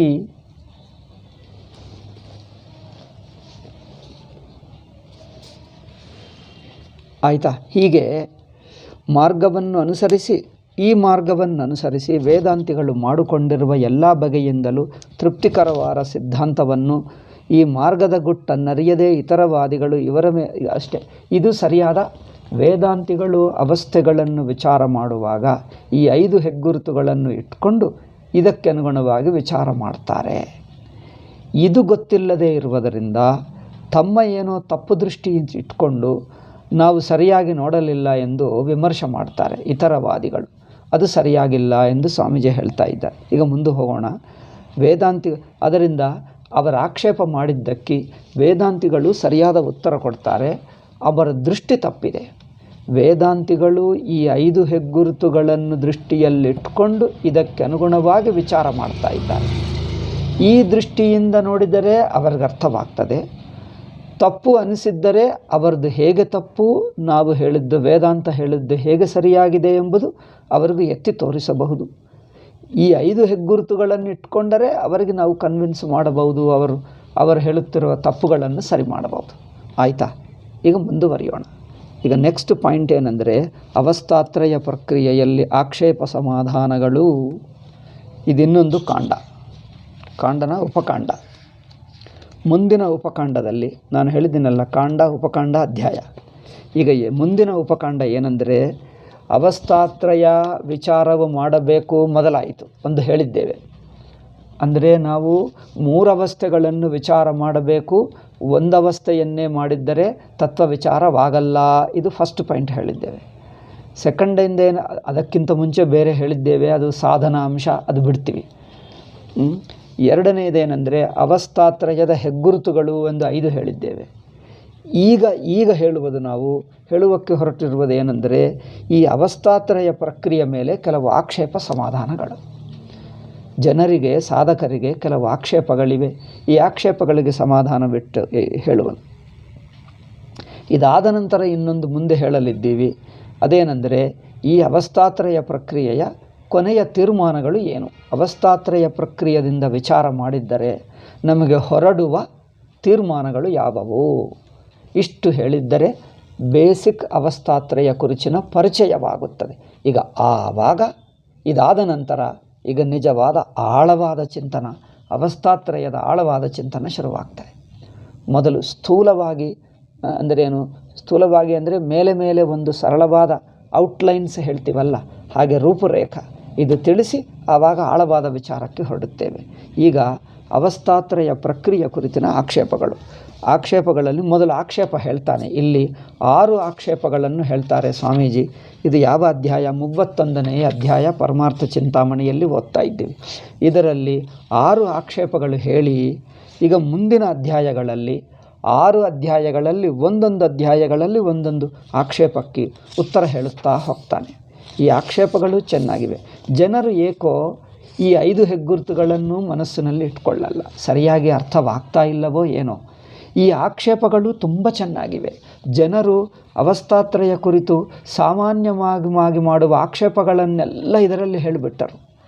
ಈ 6 ಆಕ್ಷೇಪಗಳಲ್ಲಿ ಚೆನ್ನಾಗಿ ಮನನ ಮಾಡಿದ್ದರೆ ಈಗ ಮುಂದಿನ ಅವಸ್ಥಾತ್ರಯ ವಿವೇಕ ಸುಲಭವಾಗುತ್ತದೆ. ಇವುಗಳನ್ನು ತಿಳ್ಕೊಳ್ಳಲ್ಲವ ಪರಮಾರ್ಥ ಚಿಂತಾಮಣಿ ಒಳ್ಳೆಯ ಪುಸ್ತಕ. ಇದರಲ್ಲಿ ನೀವು ಹೇಳುವ ಎಲ್ಲ ಆಕ್ಷೇಪಗಳಿಗೆ ಉತ್ತರ ಹೇಳಿದ್ದರು ಸ್ವಾಮೀಜಿ ಎಂದು ಹೇಳಿದ್ದರು. ಜನರು ಏಕೋ ಸರಿಯಾಗಿ ಓದ್ತಾ ಇಲ್ಲವಾ, ಅವರಿಗೆ ಅರ್ಥವಾಗ್ತಾ ಇಲ್ಲವಾ, ಇದೆಲ್ಲ ಏಕೆ ಎಂದು ಬಿಟ್ಟು ಬಿಡ್ತಾರಾ ಗೊತ್ತಾಗ್ತಾ ಇಲ್ಲ. ಮತ್ತೆ ಮತ್ತೆ ಅವಸ್ಥಾತ್ರಯ ವಿವೇಕ ಅರ್ಥವೇ ಆಗ್ತಾ ಇಲ್ಲ, ಮತ್ತೆ ಅದೇ ತಪ್ಪುಗಳು ಮಾಡ್ತಾ ಇದ್ದಾರೆ. ಈ 5 ಹೆಗ್ಗುರುತುಗಳು ನಾವು ಎಷ್ಟು ವಿವರವಾಗಿ ಚರ್ಚೆ ಮಾಡಿದ್ದೀವಿ. ಆ ಸೂಕ್ಷ್ಮತಾ ಸ್ಪಷ್ಟತೆ ಇರಬೇಕು, ಆವಾಗ ಅವಸ್ಥಾತ್ರಯ ವಿವೇಕ ಅರ್ಥವಾಗ್ತದೆ. ಈ ಆಕ್ಷೇಪಗಳು ತುಂಬ ಚೆನ್ನಾಗಿವೆ. ಈ ಆಕ್ಷೇಪಗಳಿಂದ ಅವಸ್ಥಾತ್ರಯ ವಿವೇಕ ಹೇಗೆ ಮಾಡಬೇಕೆನ್ನುವುದು ನಮಗೆ ಸ್ಪಷ್ಟ ಗೊತ್ತಾಗ್ತದೆ. ತಪ್ಪು ಎಲ್ಲಿ ಮಾಡಬಾರದು ಎಂಬುದು ಗೊತ್ತಾಗ್ತದೆ. 6 ಆಕ್ಷೇಪಗಳಿವೆ. 6ಕ್ಕೆ ಒಂದೊಂದು ಅಧ್ಯಾಯದಲ್ಲಿ ಉತ್ತರ ಕೊಡ್ತಾರೆ. ಮೊದಲು ಆ ಆಕ್ಷೇಪಗಳು ಯಾವುವು ಇಲ್ಲಿ ನೋಡೋಣ. ಮೊದಲು ಅದಕ್ಕಿಂತ ಮುಂಚೆ ಒಂದೆರಡು ಮಾತುಗಳು. ವೇದಾಂತಿಗಳು, ಸ್ವಾಮೀಜಿ ನಾನು ಓದ್ತಾ ಇದ್ದೀನಿ ಸ್ವಾಮೀಜಿ ಹೇಳಿದ್ದನ್ನು, ವೇದಾಂತಿಗಳು ಪರಮಾರ್ಥ ನಿರ್ಧಾರಣೆಗೆ ಬಳಸಿರುವ ಅವಸ್ಥಾತ್ರಯ ಪ್ರಕ್ರಿಯೆ ವಿಶೇಷಗಳನ್ನು ತಕ್ಕ ಮಟ್ಟಿಗೆ ಪರಿಚಯ ಮಾಡಿಕೊಟ್ಟಿದ್ದಾಗಿರುತ್ತದೆ. ಅಂದರೆ ಹೆಗ್ಗುರುತುಗಳನ್ನು ಪರಿಚಯ ಮಾಡಿಕೊಟ್ಟಿದ್ದೇವೆ. ಈಗ ಅವಸ್ಥಾತ್ರಯ ದೃಷ್ಟಿಯೇ ಪೂರ್ಣ ದೃಷ್ಟಿ ಎಂದು ಹೇಳುವುದಕ್ಕೆ ಆಧಾರವೇನು? ಮೊದಲನೇ ಅಂದರೆ ಅವಸ್ಥಾತ್ರಯ ದೃಷ್ಟಿ ಪೂರ್ಣ ದೃಷ್ಟಿ ಎಂದು ಹೇಳಿದ್ದೀರಿ. ಹಾಗೆ ಹೇಳುವುದಕ್ಕೆ ಆಧಾರವೇನು? ಈ ಪ್ರಕ್ರಿಯೆ ಮೇಲೆ ಯಾವ ಆಕ್ಷೇಪಗಳು ಇಲ್ಲವೇ? ಅವಸ್ಥಾತ್ರಯ ದೃಷ್ಟಿಯೇ ಪೂರ್ಣ ಹೇಳುವುದಕ್ಕೆ ಲಕ್ಷಣಗಳೇನು, ಗುರುತುಗಳೇನು, ಆಧಾರವೇನು ಅದೊಂದು ಹೇಳಬೇಕು. ಇನ್ನೊಂದು, ಇದರ ಮೇಲೆ ಆಕ್ಷೇಪಗಳಿಲ್ಲವಾ? ನೀವು ಹೇಳಿದ್ದೀರಿ ಅವಸ್ಥಾತ್ರಯ ದೃಷ್ಟಿಯ ಪೂರ್ಣ ದೃಷ್ಟಿ ಅಂದರೆ ಅರ್ಥವೇನು? ಪರ್ಫೆಕ್ಟ್ ಎಂದು ಅರ್ಥ. ಅವಸ್ಥಾತ್ರಯ ದೃಷ್ಟಿ ಇಸ್ ಎ ಪರ್ಫೆಕ್ಟ್ ದೃಷ್ಟಿಯ. ಪರ್ಫೆಕ್ಟ್ ಅಂದರೆ ಇದರಲ್ಲಿ ತಪ್ಪುಗಳಿಲ್ಲವಾ? ಪೂರ್ಣ ದೃಷ್ಟಿ ಅಂದರೆ ಪರ್ಫೆಕ್ಟ್.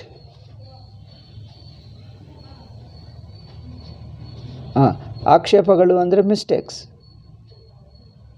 ಡಿಫೆಕ್ಟ್ಸ್. ಓಕೆ, ಈ ಅವಸ್ಥಾತ್ರಯ ದೃಷ್ಟಿಗಳಲ್ಲಿ ತಪ್ಪಿಲ್ಲವ? ತಪ್ಪಿಲ್ಲದಿದ್ದರೆ ಅದು ಪರ್ಫೆಕ್ಟ್ ಮೆಥಡ್ ಎಂದು ಹೇಳಬಹುದು. ಇದು ನಿರ್ದಿಷ್ಟವಾದ ಪೂರ್ಣವಾದ ದೃಷ್ಟಿ ಎಂದು ಹೇಳಬಹುದು. ತಪ್ಪುಗಳು ಕಂಡು ಬಂದರೆ ಈಗ ಆವಾಗ ಅವರಿಗೊಂದು ಅವಕಾಶ ಸಿಗ್ತದೆ. ಯಾರಿಗೆ? ಮಿಕ್ಕ ಜನರಿಗೆ ಅದ್ವೈತಿಗಳನ್ನು ವಿಮರ್ಶೆ ಮಾಡುವುದಕ್ಕೆ ಅವಕಾಶ. ಎಲ್ಲಿ ಅವಕಾಶ? ನೀವು ಇನ್ನೊಬ್ಬರಲ್ಲಿ ತಪ್ಪಿದೆ, ಇನ್ನೊಬ್ಬರ ದೃಷ್ಟಿ ಪೂರ್ಣವಾಗಿಲ್ಲ ಹೇಳಿದ್ದಿರಲ್ಲ, ತಪ್ಪಿದೆ ಎಂದು ಹೇಳಿದ್ದಿರಲ್ಲ, ಅವರ ಜಾಗೃತ ದೃಷ್ಟಿ ಮಾತ್ರ ಇಟ್ಕೊಂಡರೆ ತಪ್ಪೆಂದು ಹೇಳಿದ್ದಿರಲ್ಲ. ನಿಮ್ಮ ಅವಸ್ಥಾತ್ರಯ ದೃಷ್ಟಿಯಲ್ಲಿಯೂ ಇನ್ನೊಂದು ಬಗೆಯಾದ ತಪ್ಪಿದೆ, ಯಾವುದೇ ಒಂದು ಬಗೆ ತಪ್ಪು. ನಿಮ್ಮದು ತಪ್ಪೇ ಇದೆ ಅಲ್ಲವೇ? ನಿಮ್ಮಲ್ಲಿ ಒಂದು ತಪ್ಪಿದೆ, ಅವರಲ್ಲಿ ಒಂದು ತಪ್ಪಿದೆ, ಅದರಿಂದ ಇನ್ನೊಬ್ಬರದೇ ತಪ್ಪಿದೆ.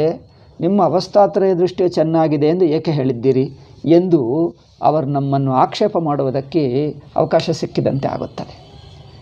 ಇದರಲ್ಲಿ ತಪ್ಪುಗಳಿದ್ದಿದ್ದರೆ, ಆದರೆ ಮೊದಲು ನಾವಿಲ್ಲಿ ವಿಚಾರ ಮಾಡಿ ತೋರಿಸ್ತಾ ಇದ್ದೀವಿ. ಅವಸ್ಥಾತ್ರಯ ದೃಷ್ಟಿ ಪರ್ಫೆಕ್ಟ್ ಮೆಥಡ್.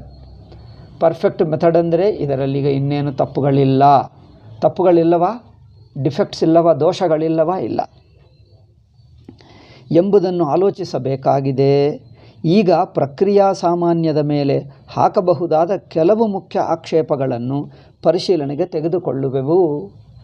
ಪ್ರಕ್ರಿಯೆ ಮೇಲೆ ಸಾಮಾನ್ಯ ಪ್ರಕ್ರಿಯೆ ಅಂದರೆ ಒಂದು ಪ್ರಕ್ರಿಯೆದ ಒಳಹೊಕ್ಕಿ ಸೂಕ್ಷ್ಮವನ್ನು ಮಾಡ್ತಾ ಇಲ್ಲ, ಇನ್ ಜನರಲ್ ಹೋಲ್ ಪ್ರಕ್ರಿಯೆ ಮೇಲೆ ಎರಡು ಇದೆ ನೋಡಿ. ಪ್ರಕ್ರಿಯೆ ವಿಚಾರ ಮಾಡುವಾಗ ಒಳಗೆ ಎಷ್ಟೋ ಆಕ್ಷೇಪಗಳು ಬರುತ್ತವೆ. ಒಟ್ಟು ಅವಸ್ಥಾ ಪ್ರಕ್ರಿಯೆ ತಗೊಂಡಾಗ ಅವಸ್ಥಾ ಪ್ರಕ್ರಿಯೆ ಮೇಲೆ ಕೆಲವು ಡಿಫೆಕ್ಟ್ಸ್, ಆಕ್ಷೇಪಗಳು ಅಂದರೆ ಕೆಲವು ಡಿಫೆಕ್ಟ್ಸ್ ಇವೆ ಅನಿಸುತ್ತಾ ಇದೆ. ಆ ಡಿಫೆಕ್ಟ್ಸನ್ನು ಎತ್ತಿದಾಗ ಇವರು ರಿಪ್ಲೈ ಕೊಟ್ಟು ಈ ಡಿಫೆಕ್ಟ್ ಇಲ್ಲ, ಈ ದೋಷ ಇಲ್ಲ, ಈ ದೋಷ ಇಲ್ಲ ಎಲ್ಲ ಹೇಳಿ ಈಗ ಪರ್ಫೆಕ್ಟ್ ಆಗಿದೆ ಎಂದು ಹೇಳ್ತಾರೆ. 6 ಆಕ್ಷೇಪಗಳು ಏನು? ಮೊದಲನೇದು ನೋಡಿ, ಮುಖ್ಯ ಆಕ್ಷೇಪಗಳನ್ನು ಪರಿಶೀಲನೆಗೆ ತೆಗೆದುಕೊಳ್ಳುವೆವು. ಫಸ್ಟ್ ಏನಂದರೆ, ಅವಸ್ಥೆಗಳೊಳಗೆ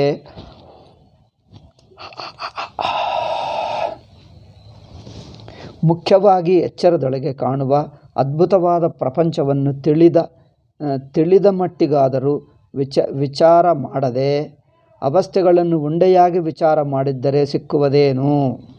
ಇದು ಫಸ್ಟ್ ನೋಡಿ.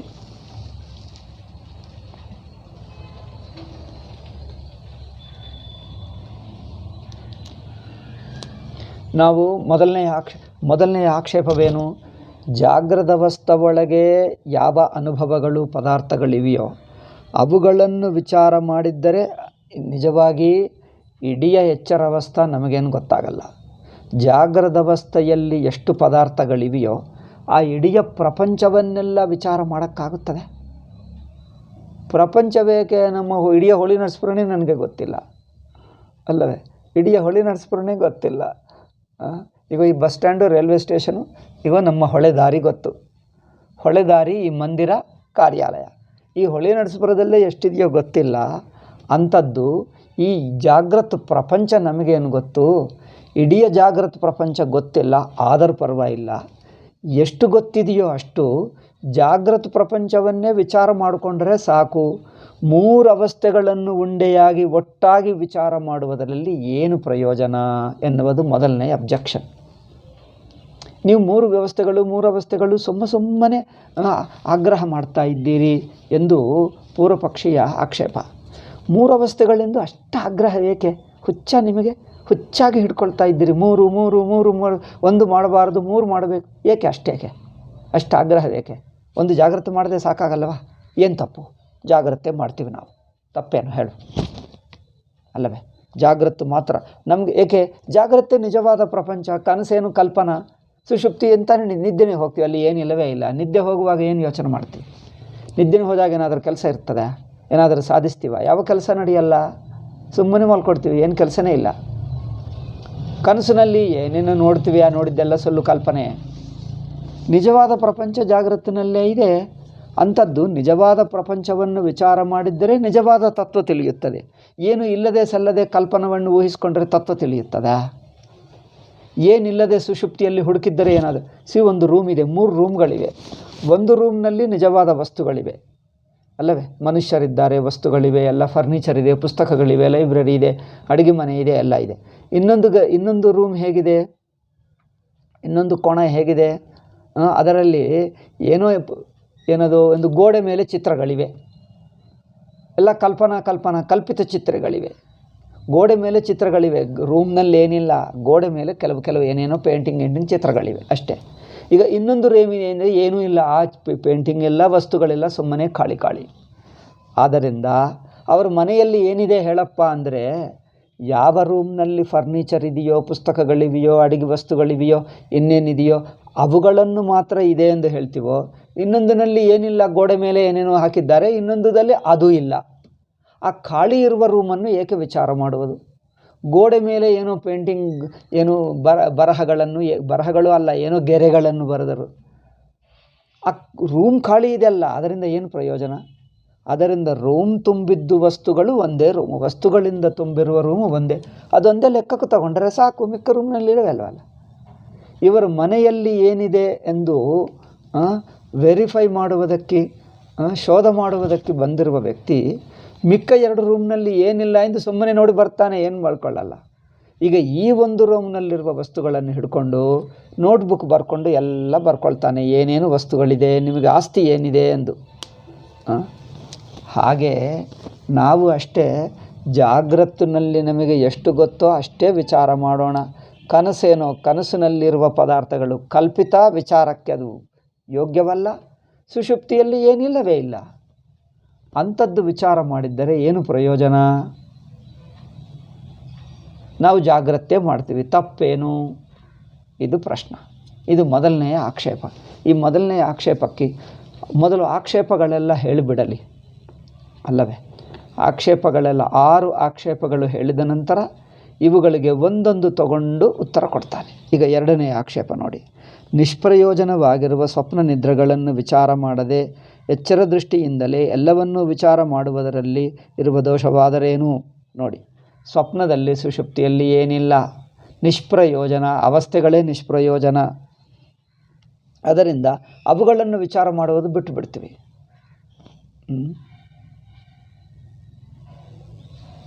ಕೇವಲ ಎಚ್ಚರವನ್ನೇ ವಿಚಾರ ಮಾಡಿದ್ದರೆ ತಪ್ಪೇನು? ಈ ಮೊದಲನೆಯ ಆಕ್ಷೇಪಕ್ಕೆ ಎರಡನೆಯ ಆಕ್ಷೇಪಕ್ಕೆ ಒಂದು ಚೂರು ವ್ಯತ್ಯಾಸ ಇದೆ. ಮೊದಲನೆಯ ಆಕ್ಷೇಪದಲ್ಲಿ 3 ಅವಸ್ಥೆಯನ್ನು ಒಟ್ಟುಗೂಡಿಸಿ ಏಕೆ ವಿಚಾರ. I think I have not presented properly. ಈ ಉಂಡೆಯಾಗಿ ನನಗೆ ಅರ್ಥವಾಗಲಿಲ್ಲ. ಓಕೆ, ಈಗ ಅರ್ಥವಾಯಿತು. ಈ 2 ಪ್ರಶ್ನೆಗಳನ್ನು ಹೋಲಿಸಿ ನನಗೆ ಅದೇ ಹೇಳ್ತಾ ಇದ್ದೇನೆ, ನನಗೆ ಕನ್ನಡ ಅರ್ಥವಾಗ್ತಾನೇ ಇಲ್ಲ. ಯಾರಾದರೂ ಬೇರೆ ಭಾಷೆಗೆ ಅನುವಾದ ಮಾಡಿಕೊಟ್ರೆ ನಾನು ಅದನ್ನೇ ಓದಿಸ್ತಿದ್ದೆ. ಇದು ಉಂಡೆಯಾಗಿ ಎನ್ನುವುದು ನನಗೆ ಅರ್ಥವಾಗಲಿಲ್ಲ. ಈಗ ಅರ್ಥವಾಯಿತು. ಈಗ ಹೇಳ್ತೀನಿ ನೋಡಿ.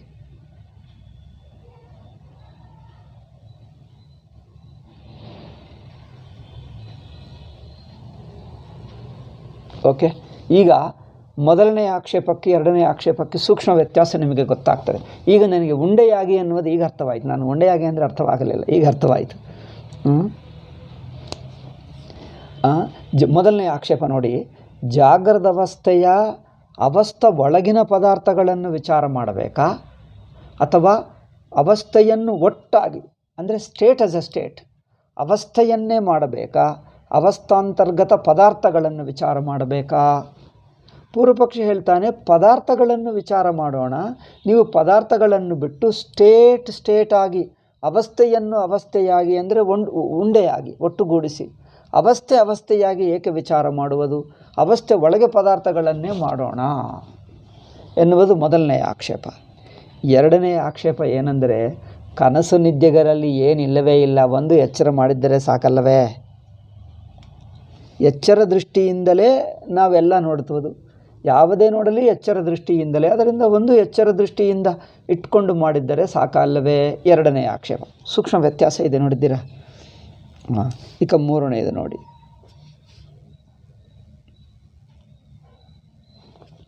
ಮೂರನೆಯ ಆಕ್ಷೇಪ ಏನೆಂದರೆ, ಅವಸ್ಥೆಗಳನ್ನು ಮೂರನ್ನು ಪರಿಶೀಲಿಸಿ ನೋಡಿದರೆ ಪರಮಾರ್ಥವು ಸಿಕ್ಕುವುದೆಂದು ಹೇಳುವವರು ಪರಮಾರ್ಥ ಒಂದಿದೆ ಎಂದು ಮೊದಲೇ ಕಲ್ಪಿಸಿಕೊಳ್ಳಬೇಕಷ್ಟೇ. ಹಾಗೆ ಕಲ್ಪಿಸಿಕೊಳ್ಳುವುದಕ್ಕೆ ಆಧಾರವೇನಿದೆ? ಪರಮಾತ್ಮ ತತ್ವವನ್ನು ನಾವು ಅನ್ವೇಷಣೆ ಮಾಡಿ ಕಂಡುಹಿಡಿಯೋಣ ಎಂದು ಹೊರಟಿದ್ದೀವಿ. 3 ಅವಸ್ಥೆಗಳು ವಿಚಾರ ಮಾಡಿದ್ದರೆ ಪರಮಾತ್ಮ ತತ್ವ ಸಿಗ್ತದೆ ಎಂದು. ಫಸ್ಟು ಪರಮಾತ್ಮ ತತ್ವ 3 ಅವಸ್ಥೆಗಳಿಂದ ಸಿಕ್ಕುತ್ತದಾ ಅಲ್ಲವಾ, ಅದು ನಂತರ ವಿಷಯ ಅಲ್ಲವೇ? 3 ಅವಸ್ಥೆಗಳನ್ನು ವಿಚಾರ ಮಾಡಿದ್ದರೆ ಪರಮಾತ್ಮ ತತ್ವ ಸಿಕ್ಕುತ್ತದಾ, ಅದು ನಂತರ ಹೇಳೋಣ. ಮೊದಲು ಒಂದು ಪರಮಾತ್ಮ ತತ್ವ ಇದೆ ಎನ್ನುವುದು ನಿಮಗೆ ಹೇಗೆ ಗೊತ್ತು? ಪರಮಾತ್ಮ ತತ್ವ ಇದೆ, ನಾವು ಅದನ್ನು ಹುಡುಕಿ ಕಂಡು ಹಿಡಿಯುತ್ತೇವೆ ಎಂದು ಹೊರಟಿದ್ದೀರಿ. ಅಸಲು ತತ್ವವಿದೆ ಎಂದು ಯಾರು ಹೇಳಿದ್ದಾರೆ? ಯಾವ ಆಧಾರದಿಂದ ನೀವು ಒಪ್ಕೊಂಡು ಬಿಟ್ಟಿದ್ದೀರಿ? ಪ್ರಶ್ನೆ ನೋಡಿ ಎಷ್ಟು ಆಶ್ಚರ್ಯವಾಗಿದೆ. ಅಂಥದ್ದು ಇದೆ ಎನ್ನುವುದು ಯಾವ ಆಧಾರದಿಂದ ನಿಮಗೆ ಗೊತ್ತಾಯಿತು? ಇದೆ ಎಂದು ಗೊತ್ತಾದರೆ ಹುಡುಕಬಹುದು. ಅಸಲು ಪರಮಾತ್ಮ ತತ್ವ ಇದೆಯಾ? ಇದೇನುವುದಕ್ಕೆ ಪ್ರೂಫ್ ಏನು? ಇದ್ದಿದ್ದರೆ ಹುಡ್ಕೋಣ. ಅಸಲು ಇಲ್ಲವೇ ಇಲ್ಲ ಪರಮಾತ್ಮ ತತ್ವ. ಜಗತ್ತು ಕಂಡು ಬರ್ತಾ ಇದೆಲ್ಲ ಇದೆ, ಸಾಕು, ಇಷ್ಟೇ. ಈಗ ಪರಮಾತ್ಮ ಎಲ್ಲಿ? ಇವರು ಹೇಳ್ತಾನೆ, ಮೊದಲು ಪರಮಾರ್ಥ ತತ್ವ ಒಂದಿದೆ ಎಂದು ಇಟ್ಟುಕೊಂಡು ನೀವು ಹೊರಡ್ತಾ ಇದ್ದೀರಿ ವಿಚಾರಕ್ಕೆ. ಮೊದಲೇ ಏಕೆ ಅಸ್ಯೂಮ್ ಮಾಡಿದ್ದೀರಿ ಒಂದು ಪರಮಾತ್ಮ ತತ್ವ ಇದೆ ಎಂದು? Why do you assume that there is a truth, there is a reality of the world? There is a truth and we are searching for the truth through the 3 states. I think I can better explain in my English rather than Kannada. ನನಗೆ ಕನ್ನಡ ನನಗೆ ಅರ್ಥವಾಗ್ತಾ ಇಲ್ಲ. ನನಗೆ ಹೇಳಿದ್ದರೂ ಹೇಳಿದೆ ಅನಿಸುತ್ತಾನೇ ಇಲ್ಲ. So why do you assume that there is a truth of these 3 states? May not be there. How do you know? ತತ್ವವು ಪರಮಾರ್ಥ ತತ್ವ ಇಲ್ಲದೇ ಇರಬಹುದು. ಇದ್ದೇ ಎಂದು ಒಪ್ಪಿಕೊಂಡಲ್ಲವೇ ನೀವು ಹೊರಡುವುದು? ನೀವು ಮೊದಲೇ ಒಪ್ಪಿಕೊಂಡು ಬಿಟ್ಟರೆ ಅದು ತಪ್ಪಾಗ್ತದೆ. ಮೊದಲೇ ಪೂರ್ವಾಗ್ರಹ ಇಟ್ಕೊಂಡು ಪರಮಾರ್ಥ ತತ್ವ ಇದೆ ಎಂದು ಒಪ್ಪಿಕೊಂಡು ಹೊರಟಿದ್ದರೆ ನಿಮಗೆ ಇಲ್ಲದಿದ್ದರೂ ಇದ್ದಂತೆ ಅನಿಸಿಬಿಡ್ತದೆ. ನೀವು ಯಾವುದನ್ನು ಮೊದಲೇ ಊಹಿಸಿಕೊಂಡು ಅದು ನಿಮಗೆ ಅದೇ ಕಂಡು ಬರ್ತದೆ. ಅದರಿಂದ ಅದು ಪರಮಾರ್ಥ ತತ್ವ. ವಿಚಾರ ಮಾಡುವುದಕ್ಕೆ ಪದ್ಧತಿ ಅಲ್ಲ. ಆದ್ದರಿಂದ ಮೊದಲೇ ಪರಮಾರ್ಥ ತತ್ವ ಎಂಬುದು ಒಂದಿದೆ. ಯಾವ ಆಧಾರದಿಂದ ಇಟ್ಕೊಂಡಿದ್ದೀರಿ? ಅದು ಇಟ್ಕೊಳ್ಳದಿದ್ದರೆ మరి ವಿಚಾರ ಮಾಡುವುದೇ ಹೇಗೆ? ಅಲ್ಲವೇ? ಒಂದು ಪರಮಾರ್ಥ ತತ್ವ ಇದೆ ಎಂದು ಇಟ್ಕೊಂಡು ವಿಚಾರ ಮಾಡ್ತೀವಲ್ಲ, ಆ ಪರಮಾರ್ಥ ತತ್ವ ಇದ್ದೋ ಇಲ್ಲವೋ ನಮ್ಗೆ ಗೊತ್ತಿಲ್ಲ, ಇಲ್ಲದೇ ಇರಬಹುದು ಅಂದರೆ ವಿಚಾರ ಮಾಡ್ತೀವ? ಏಕೆ ಮಾಡ್ತಾರೆ? ಯಾರೂ ಮಾಡಲ್ಲ. ಅಂದರೆ ಪರಮಾರ್ಥ ತತ್ವ ಒಂದಿದೆ, ನಾವು ಹುಡುಕಿದರೆ ನಮಗೆ ಗೊತ್ತಾಗ್ತದೆ ಎಂದು ಇಟ್ಟುಕೊಂಡು ಹೊರಟಿದ್ದೀರಿ. ಅದಕ್ಕೆ ಆಧಾರವೇನು?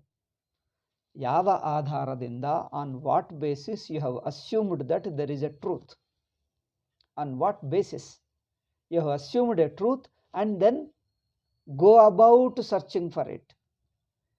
After assuming that there is a truth, you go about searching for the truth. On what basis have you assumed the presence of a truth? ಯಾವ ಆಧಾರದಿಂದ ಒಂದು ಸತ್ಯ ಇದೆ ಎಂದು ಮೊದಲು ಒಪ್ಪಿಕೊಂಡಿದ್ದೀರಿ? ಒಪ್ಪಿಕೊಂಡು ಹೊರಟಿದ್ದೀರಿ ಅನ್ವೇಷಣೆ ಮಾಡುವುದಕ್ಕೆ. ಮೊದಲು ಒಪ್ಪಿಕೊಳ್ಳುವುದಕ್ಕೆ ಆಧಾರವೇನು? ಏಕೆ ಒಪ್ಪಿಕೊಳ್ತೀರಿ?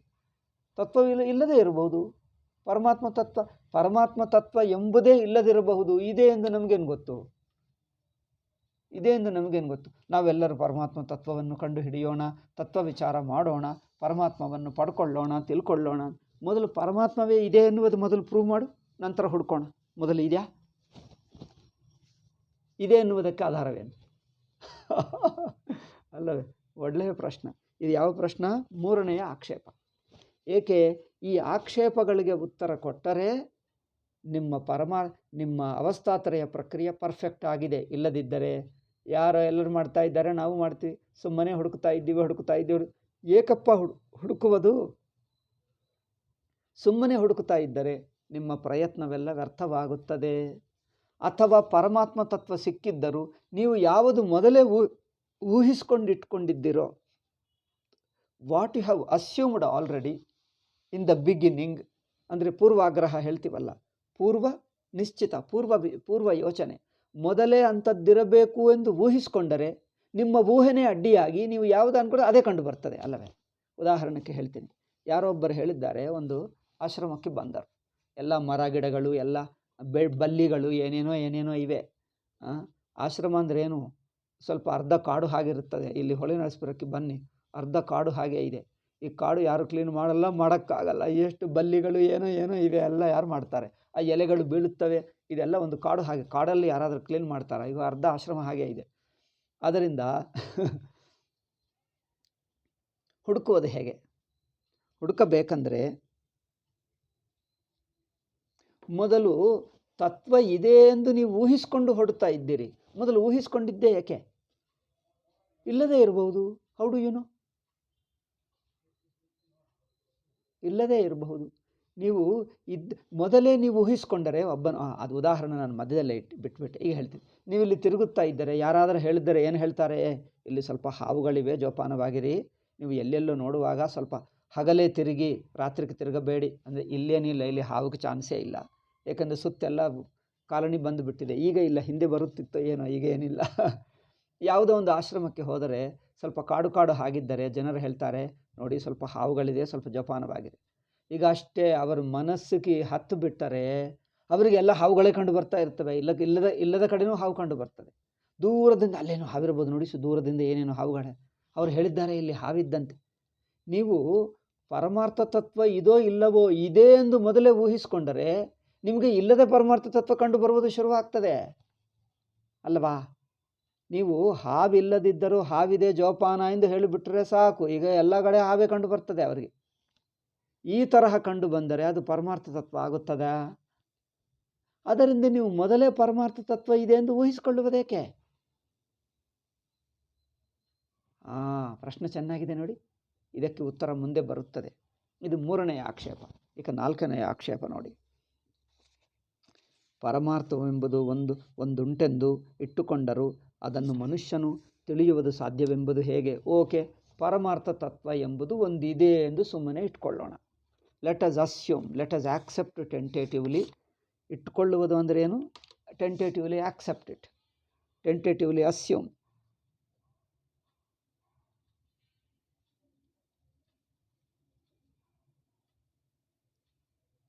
ಓಕೆ, ನನಗೆ ಕಷ್ಟವಾಗ್ತದೆ, ನಾನು ಸ್ವಲ್ಪ ಬರ್ಕೊಳ್ತೀನಿ. So tentatively assume or accept ಇಟ್ಟುಕೊಳ್ಳುವುದು. ಆದರೆ ಓಕೆ ಪರಮಾರ್ಥ ತತ್ವ ಇದೆ ಎಂದು ಇಟ್ಕೊಳ್ಳೋಣ ಸುಮ್ಮನೆ, just for sake of argument. ಆದರೆ ಮನುಷ್ಯ ಪ್ರಯತ್ನ ಮಾಡಿ ಅದನ್ನು ಕಂಡು ಹಿಡಿಯುತ್ತಾನೆ ಎಂಬುದು ಗ್ಯಾರಂಟಿ ಏನು? ಮೊದಲು ಪರಮಾರ್ಥ ತತ್ವ ಇದೆ ಎನ್ನುವುದಕ್ಕೆ ಪ್ರೂಫ್ ಇಲ್ಲ, ಇದೆ ಎಂದು ಇಟ್ಕೊಳ್ಳೋಣ. ಅದನ್ನು ನಾವು ಹುಡುಕಿದ್ದರೆ ನಮಗೆ ಸಿಕ್ಕುತ್ತದೆ ಎಂದು ಗ್ಯಾರಂಟಿ ಏನು? ಮನುಷ್ಯನಿಗಷ್ಟು ಸಾಮರ್ಥ್ಯ ಇದೆಯಾ? ಮನುಷ್ಯನ ಬುದ್ಧಿ ಎಷ್ಟು? ಮನುಷ್ಯನ ಬುದ್ಧಿ ಎಷ್ಟು? ಅಂದರೆ ಮನುಷ್ಯನ ಬುದ್ಧಿಗೆ ಪರಮಾರ್ಥ ತತ್ವ ಗೊತ್ತಾಗ್ತದೆ? ಅಂದರೆ ಮನುಷ್ಯನ ಬುದ್ಧಿ ಅಲ್ಪ, ಇಷ್ಟು ಅಲ್ಪ ಬುದ್ಧಿಗೆ ಅಷ್ಟು ದೊಡ್ಡ ಇಡೀ ಜಗತ್ತಿನ ತತ್ವ ಗೊತ್ತಾಗ್ತದ? ಪರಮಾತ್ಮ ತತ್ವ ಇರಬಹುದು, ಇದ್ದರೆ ಇರಬಹುದು, ನಮ್ಗೆ ಗೊತ್ತಿಲ್ಲ. ಆದರೆ ನಾವು ಹುಡುಕಿದ್ದರೆ ನಮಗೆ ಗೊತ್ತಾಗ್ತದೆ ಎನ್ನುವುದು ಗ್ಯಾರಂಟಿ ಏನು? ನಂಬುವುದು ಹೇಗೆ? ಮನುಷ್ಯ ಬುದ್ಧಿ ಅಲ್ಪ, ಪರಮಾತ್ಮ ತತ್ವ ಇಡೀ ಜಗತ್ತನ್ನು ನುಂಗಿರುವಂಥ ದೊಡ್ಡದು. ಅಷ್ಟು ದೊಡ್ಡದು ಮನುಷ್ಯ ಬುದ್ಧಿಗೆ ಹೇಗೆ ಸಿಗ್ತದೆ? ಪ್ರಶ್ನೆ ಅಲ್ಲವೇ? 4ನೇ ಆಕ್ಷೇಪ ಆಯಿತು. ಈಗ 5ನೇದು ನೋಡಿ. ಓಕೆ, ಪರಮಾರ್ಥ ತತ್ವ ಇದೆ ಎಂದು ಇಟ್ಕೊಳ್ಳೋಣ, ಸುಮ್ಮನೆ ಅಸಂಪ್ಷನ್, ಅದು ಗ್ಯಾರಂಟಿ ಇಲ್ಲ. ಬಟ್ ಏನು ನೀವು ಹೇಳಿದ್ದೀರಿ, ನಿಮ್ಮನ್ನು ರೆಸ್ಪೆಕ್ಟ್ ಮಾಡಿ ಒಪ್ಕೊಳ್ತೀವಿ. ಅದನ್ನು ಮನುಷ್ಯನು ಕಂಡು ಹಿಡಿಯಬಹುದು, ವಿಚಾರ ಮಾಡಿದ್ದರೆ ತಿಳಿಯಬಹುದು. ಗೊತ್ತಿಲ್ಲ, ನಮಗೇನು ಸಂದೇಹವೇ, ಆದರೂ ಇರಬಹುದು. ಆದರೆ ಅದು ಯಾವ ಪದ್ಧತಿಯಿಂದ ಗೊತ್ತಾಗ್ತದೆ? ಯಾವ ಪದ್ಧತಿಯಿಂದ ನಾವು ಹುಡುಕಿದ್ದರೆ ಗೊತ್ತಾಗ್ತದೆ? ಸೈನ್ಸ್ ಪದ್ಧತಿಯಿಂದಲೋ ಅಥವಾ ಅವಸ್ಥಾತ್ರಯ ವಿವೇಕದಿಂದಲೇ ತತ್ವ ಗೊತ್ತಾಗುತ್ತದೆ ಎಂಬ ಗ್ಯಾರಂಟಿ ಏನು? ಅವಸ್ಥಾತ್ರಯ ದೃಷ್ಟಿಯಿಂದ ಆಗದೇ ಇರಬಹುದು. ಇನ್ನೊಂದು ಪದ್ಧತಿ ಯಾವುದೋ ಸೈಂಟಿಸ್ಟ್ಗಳ ಪದ್ಧತೋ, ಯೋಗಿಗಳ ಪದ್ಧತೋ, ಭಕ್ತರ ಪದ್ಧತೋ, ಇನ್ನೇನೋ ಇಡಬಹುದಲ್ಲವೇ? ಅಥವಾ ಯಾವುದೋ ಕರ್ಮ ಪುಣ್ಯ ಮಾಡುವುದು. ಒಬ್ಬರು ಹೇಳ್ತಾನೆ ನಾಮಸ್ಮರಣ ಮಾಡು ಪರಮಾತ್ಮ, ಗ್ಯಾರಂಟಿ ಏನಪ್ಪ? ನಾಮಸ್ಮರಣ ಮಾಡಿದರೆ ಪರಮಾತ್ಮ ಸಿಗ್ತದೆ? How do you know? ಆದ್ದರಿಂದ ಪರಮಾತ್ಮ ತತ್ವ ಇದ್ದರೆ ಇರಬಹುದು, ಗೊತ್ತಿಲ್ಲ. ಅದು ಮನುಷ್ಯನು ತಿಳಿಯುವಕ್ಕೆ ಯೋಗ್ಯನಾಗಿ ಮನುಷ್ಯನು ತಿಳಿಯಬಹುದು ಅಂದರೆ ತಿಳಿಯುತ್ತಾನೋ ಏನೋ, ತಿಳಿಯಬಹುದೇನೋ ಗೊತ್ತಲ್ಲ, ನೋಡಿಲ್ಲ, ಗೊತ್ತಿಲ್ಲ, ಆಗಬಹುದು, ನೋಡೋಣ, ಇಟ್ಕೊಳ್ಳೋಣ. ಆದರೆ ಅವಸ್ಥಾತ್ರಯ ವಿಚಾರದಿಂದಲೇ ಗೊತ್ತಾಗ್ತದೆ ಎಂಬ ಗ್ಯಾರಂಟಿ ಏನು? ಅದು ಸಾಧ್ಯವೆಂದಾದರೂ ಓದ್ತೀನಿ ಸ್ವಾಮೀಜಿ ವಾಕ್ಯ. ಅವಸ್ಥಾತ್ರಯ ವಿಚಾರ ಮಾತ್ರದಿಂದಲೇ ಆ ಪರಮಾರ್ಥವನ್ನು ತಿಳಿಯಬಹುದೆಂಬುದಕ್ಕೆ ಯಾವ ಭರವಸೆಯನ್ನು ಕೊಡುವಿರಿ? ಅವಸ್ಥಾತ್ರಯ ವಿಚಾರ ಮಾಡಿ ಸಾಕು, ನಿಮಗೇನು ಚಿಂತೆ ಇಲ್ಲ, ಅದರಿಂದ ಪರಮಾತ್ಮ ಏನಪ್ಪ ಅವಸ್ಥಾತ್ರಯ ನಂಬಿಕೊಂಡು ಬಿಟ್ಟರೆ ಅವಸ್ಥಾತ್ರಯ ಗ್ಯಾರಂಟಿಯಾಗಿ ಪರಮಾತ್ಮ ತತ್ವ ತಿಳಿಸ್ತದ? ಇಲ್ಲದಿದ್ದರೆ ಪುಸ್ತಕವೆಲ್ಲ ಪ್ರವಚನ ಕೇಳಿ ಅವಸ್ಥಾತ್ರಯ ವಿಚಾರವೆಲ್ಲ ಆಯಿತು, ಲಾಸ್ಟಿಗೆ ಅವಸ್ಥಾತ್ರಯ ಪರಮಾತ್ಮ ತತ್ವ ಗೊತ್ತಾಗಲಿಲ್ಲ. ಆವಾಗ ಗೊತ್ತಾಗ್ತದೆ ಅವಸ್ಥಾತ್ರಯ ಪೂರ್ತಿ ಆಗಲ್ಲಪ್ಪ, ಅವಸ್ಥಾತ್ರಯ ಸಾಧನ ಪರ್ಫೆಕ್ಟ್ ಸಾಧನ ಅಲ್ಲ. ಅಯ್ಯೋ, ಇಷ್ಟೆಲ್ಲ ತಿಂಗಳು ವೇಸ್ಟ್ ಮಾಡಿದ್ದೇವೆ, 1 ವರ್ಷ. ಬೇರೆ ಏನಾದರೂ ಸೈಂಟಿಸ್ಟ್ಗಳ ಪದ್ಧತಿಯೋ ಇನ್ನೇನೋ ಪದ್ಧತಿ ಮಾಡಿದ್ದರೆ ಆಗುತ್ತಿತ್ತೋ ಏನೋ ಎಂದು ಆವಾಗ ಪಶ್ಚಾತ್ತಾಪವಾಗ್ತದೆ. ಆದ್ದರಿಂದ ಅವಸ್ಥಾತ್ರಯ ಪ್ರಕ್ರಿಯೆಯಿಂದಲೇ, ಅವಸ್ಥಾತ್ರಯ ಪದ್ಧತಿಯಿಂದಲೇ ಪರಮಾತ್ಮ ತತ್ವ ಗೊತ್ತಾಗ್ತದೆ ಎನ್ನುವುದಕ್ಕೆ ಭರವಸೆ ಏನು? ಭರವಸೆ ಅಂದರೆ ಅಶ್ಯೂರೆನ್ಸ್ ಏನು ಅಲ್ಲವೇ? ಈಗ ಲಾಸ್ಟ್ ಅಬ್ಜೆಕ್ಷನ್, ಕೊನೆಯ ಆಕ್ಷೇಪಗಳನ್ನು ಮೊದಲು ಗಮನಿಸಿ. ಈ ಆಕ್ಷೇಪಗಳು ನಮ್ಮ ಮನಸ್ಸುಗೆ ಅನಿಸುತ್ತಿರುವ ಸಂದೇಹಗಳು ಎಂದು ನಿಮಗೆ ಅನಿಸಿದ್ದರೆ ವಿಚಾರ ಮಾಡಬಹುದು. ಇಲ್ಲದಿದ್ದರೆ ಯಾರಿಗೂ ಆಕ್ಷೇಪ ಇದೆ ನಮಗಿಲ್ಲ ಅಂದರೆ ವಿಚಾರ ಮಾಡುವುದು ಹೇಗೆ? ಈ ಆಕ್ಷೇಪಗಳು ನಮಗೂ ಅನಿಸುತ್ತಾ ಇದೆಯಾ? ಹೌದೌದು, ನನ್ನ ಮನಸ್ಸಿಗೂ ಇದೆ ಅನಿಸುತ್ತಾ ಇದೆ. ಆವಾಗ ಉತ್ತರ ಕೊಡ್ತೀವಿ.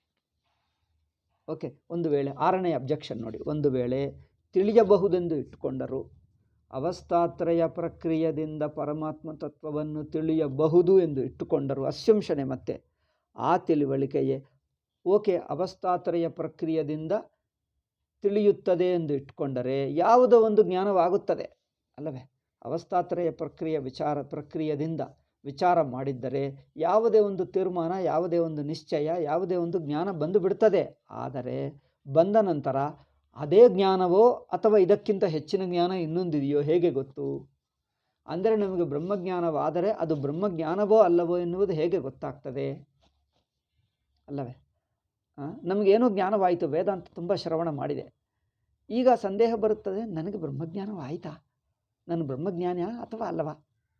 ನಾನು ಬ್ರಹ್ಮಜ್ಞಾನ ಅಜ್ಞಾನ? ನಾನು ತುಂಬ ವೇದಾಂತ ಕೇಳಿದ್ದೀನಿ. ಕೆಲವರು ಪ್ರಶ್ನೆ ಕೇಳ್ಬೋದು, ಗುರುಗಳೇ ನಾನು ತುಂಬ ವೇದಾಂತ ಕೇಳಿದ್ದೀನಿ 5 ವರ್ಷದಿಂದ, ಒಂದು ದಿವಸ ಪ್ರವಚನ ಬಿಡದೆ ಕೇಳ್ತಾ ಇದ್ದೀನಿ, ನಾನು ಬ್ರಹ್ಮಜ್ಞಾನ ಆಗಿದ್ದೀನಾ? ನಾನು ಬ್ರಹ್ಮಜ್ಞಾನವಾಗಿದ್ದೀನಾ? ಹೇಗೆ ಹೇಳಬೇಕು? ಪ್ರಶ್ನೆ ಚೆನ್ನಾಗಿದೆ ಅಲ್ಲ? ಆಶ್ಚರ್ಯಕರವಾದ ಪ್ರಶ್ನೆ. ಈ 6 ಆಕ್ಷೇಪಗಳು ಇವುಗಳಿಗೆ ಉತ್ತರ.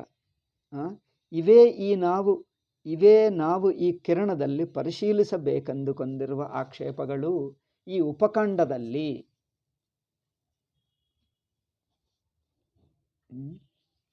ಈ ಕಾಂಡದಲ್ಲಿ ನಾವು ವಿಚಾರ ಮಾಡಬೇಕನ್ಕೊಂಡಿರುವ ಈ 6 ಆಕ್ಷೇಪಗಳನ್ನಿಟ್ಟುಕೊಂಡು ಉತ್ತರ ಹೇಳ್ತೀವಿ. ಅಮ್ಮಯ್ಯ, ಇದು ತುಂಬ ದಿವಸ ನಡೆಯುತ್ತದೆ. ಈ 6 ಆಕ್ಷೇಪಗಳಿಗೆ ಉತ್ತರ ಹೇಳುವುದಕ್ಕೆ ಅಯ್ಯೋ ಎಲ್ಲಿದೆ? ಒಂದೊಂದು ಅಬ್ಜೆಕ್ಷನ್ 3 ಪೇಜ್ಗಳು. ಅಯ್ಯೋ, ನಾವು 1ನೇ ಅಬ್ಜೆಕ್ಷನ್ 3 ಪೇಜ್ಗಳು, 2ನೇ ಅಬ್ಜೆಕ್ಷನ್ ಅದಕ್ಕೆ ಆನ್ಸರ್ 5 ಪೇಜ್ಗಳ ಆನ್ಸರ್, ಉತ್ತರ 5 ಪೇಜ್ಗಳು, 3ನೇ ಅಬ್ಜೆಕ್ಷನ್ಗೆ ಅದಕ್ಕೆ 2 ಪೇಜ್ಗಳು, ಮತ್ತು 4ನೇದಕ್ಕೆ 4, 5ನೇದು 6, ಇದೀಗ ಹೋಗ್ತಾನೇ ಇದೆ ಅಲ್ಲವೇ? ತುಂಬ ಇದೆ. ಎಷ್ಟು ಪೇಜ್ಗಳು? 6th ಅಬ್ಜೆಕ್ಷನ್ ಹೇಳ್ತೀನಿ, 44 to 59 ಪೇಜ್. 44ನಿಂದ 59 ಅಂದರೆ 44ನಿಂದ 53 + 59 16 ಪೇಜ್ಗಳು. ಈ ಆಕ್ಷೇಪಗಳಿಗೆ ಉತ್ತರ ಹೇಳೋಣ. ಓಕೆ, ನೆಕ್ಸ್ಟ್ ಪಾಠ ಇವತ್ತು ಸಾಕು. ಸ್ವಲ್ಪ 10 ನಿಮಿಷ ನಾನೇ ಲೇಟ್ ಮಾಡಿದೆ. ಈಗ ಅದರಿಂದ ಈಗಲೂ 10 ನಿಮಿಷ ಹೆಚ್ಚು ತಗೊಂಡೆ. Generally I should finish by 1 o'clock, 12 o'clock I should finish. I will try. ಏನೋ ವಿಘ್ನ ಬರುತ್ತದೆ, ಏನೋ ಲಾಸ್ಟ್ ಮಿನಿಟ್ ಡಿಸ್ಟರ್ಬ್ ಮಾಡ್ತಾರೆ, ಆಗ್ತಾಯಿದೆ. ಇಲ್ಲದಿದ್ದರೆ ನಾನು 11 to 12 11ಕ್ಕೆ ಶುರು ಮಾಡಿ 12ಕ್ಕೆ ಮುಗಿಸಬೇಕು. ಮುಂದಿನ ದಿವಸದಲ್ಲಿ ಆದರೂ ಹಾಗೆ ಮಾಡುವ ಪ್ರಯತ್ನ ಮಾಡೋಣ. ಅವರಿಗೆ ಏನಾದರೂ ಯಾರು ಡಿಸ್ಟರ್ಬ್ ಮಾಡದಿದ್ದರೆ ಆಗುತ್ತೆ. ಓಂ ಶಾಂತಿ ಶಾಂತಿ ಶಾಂತಿ. ಹರಿ ಓಂ ಶ್ರೀ ಗುರುಭ್ಯೋ ನಮಃ. ಹರಿ ಓಂ ತತ್ಸತ್.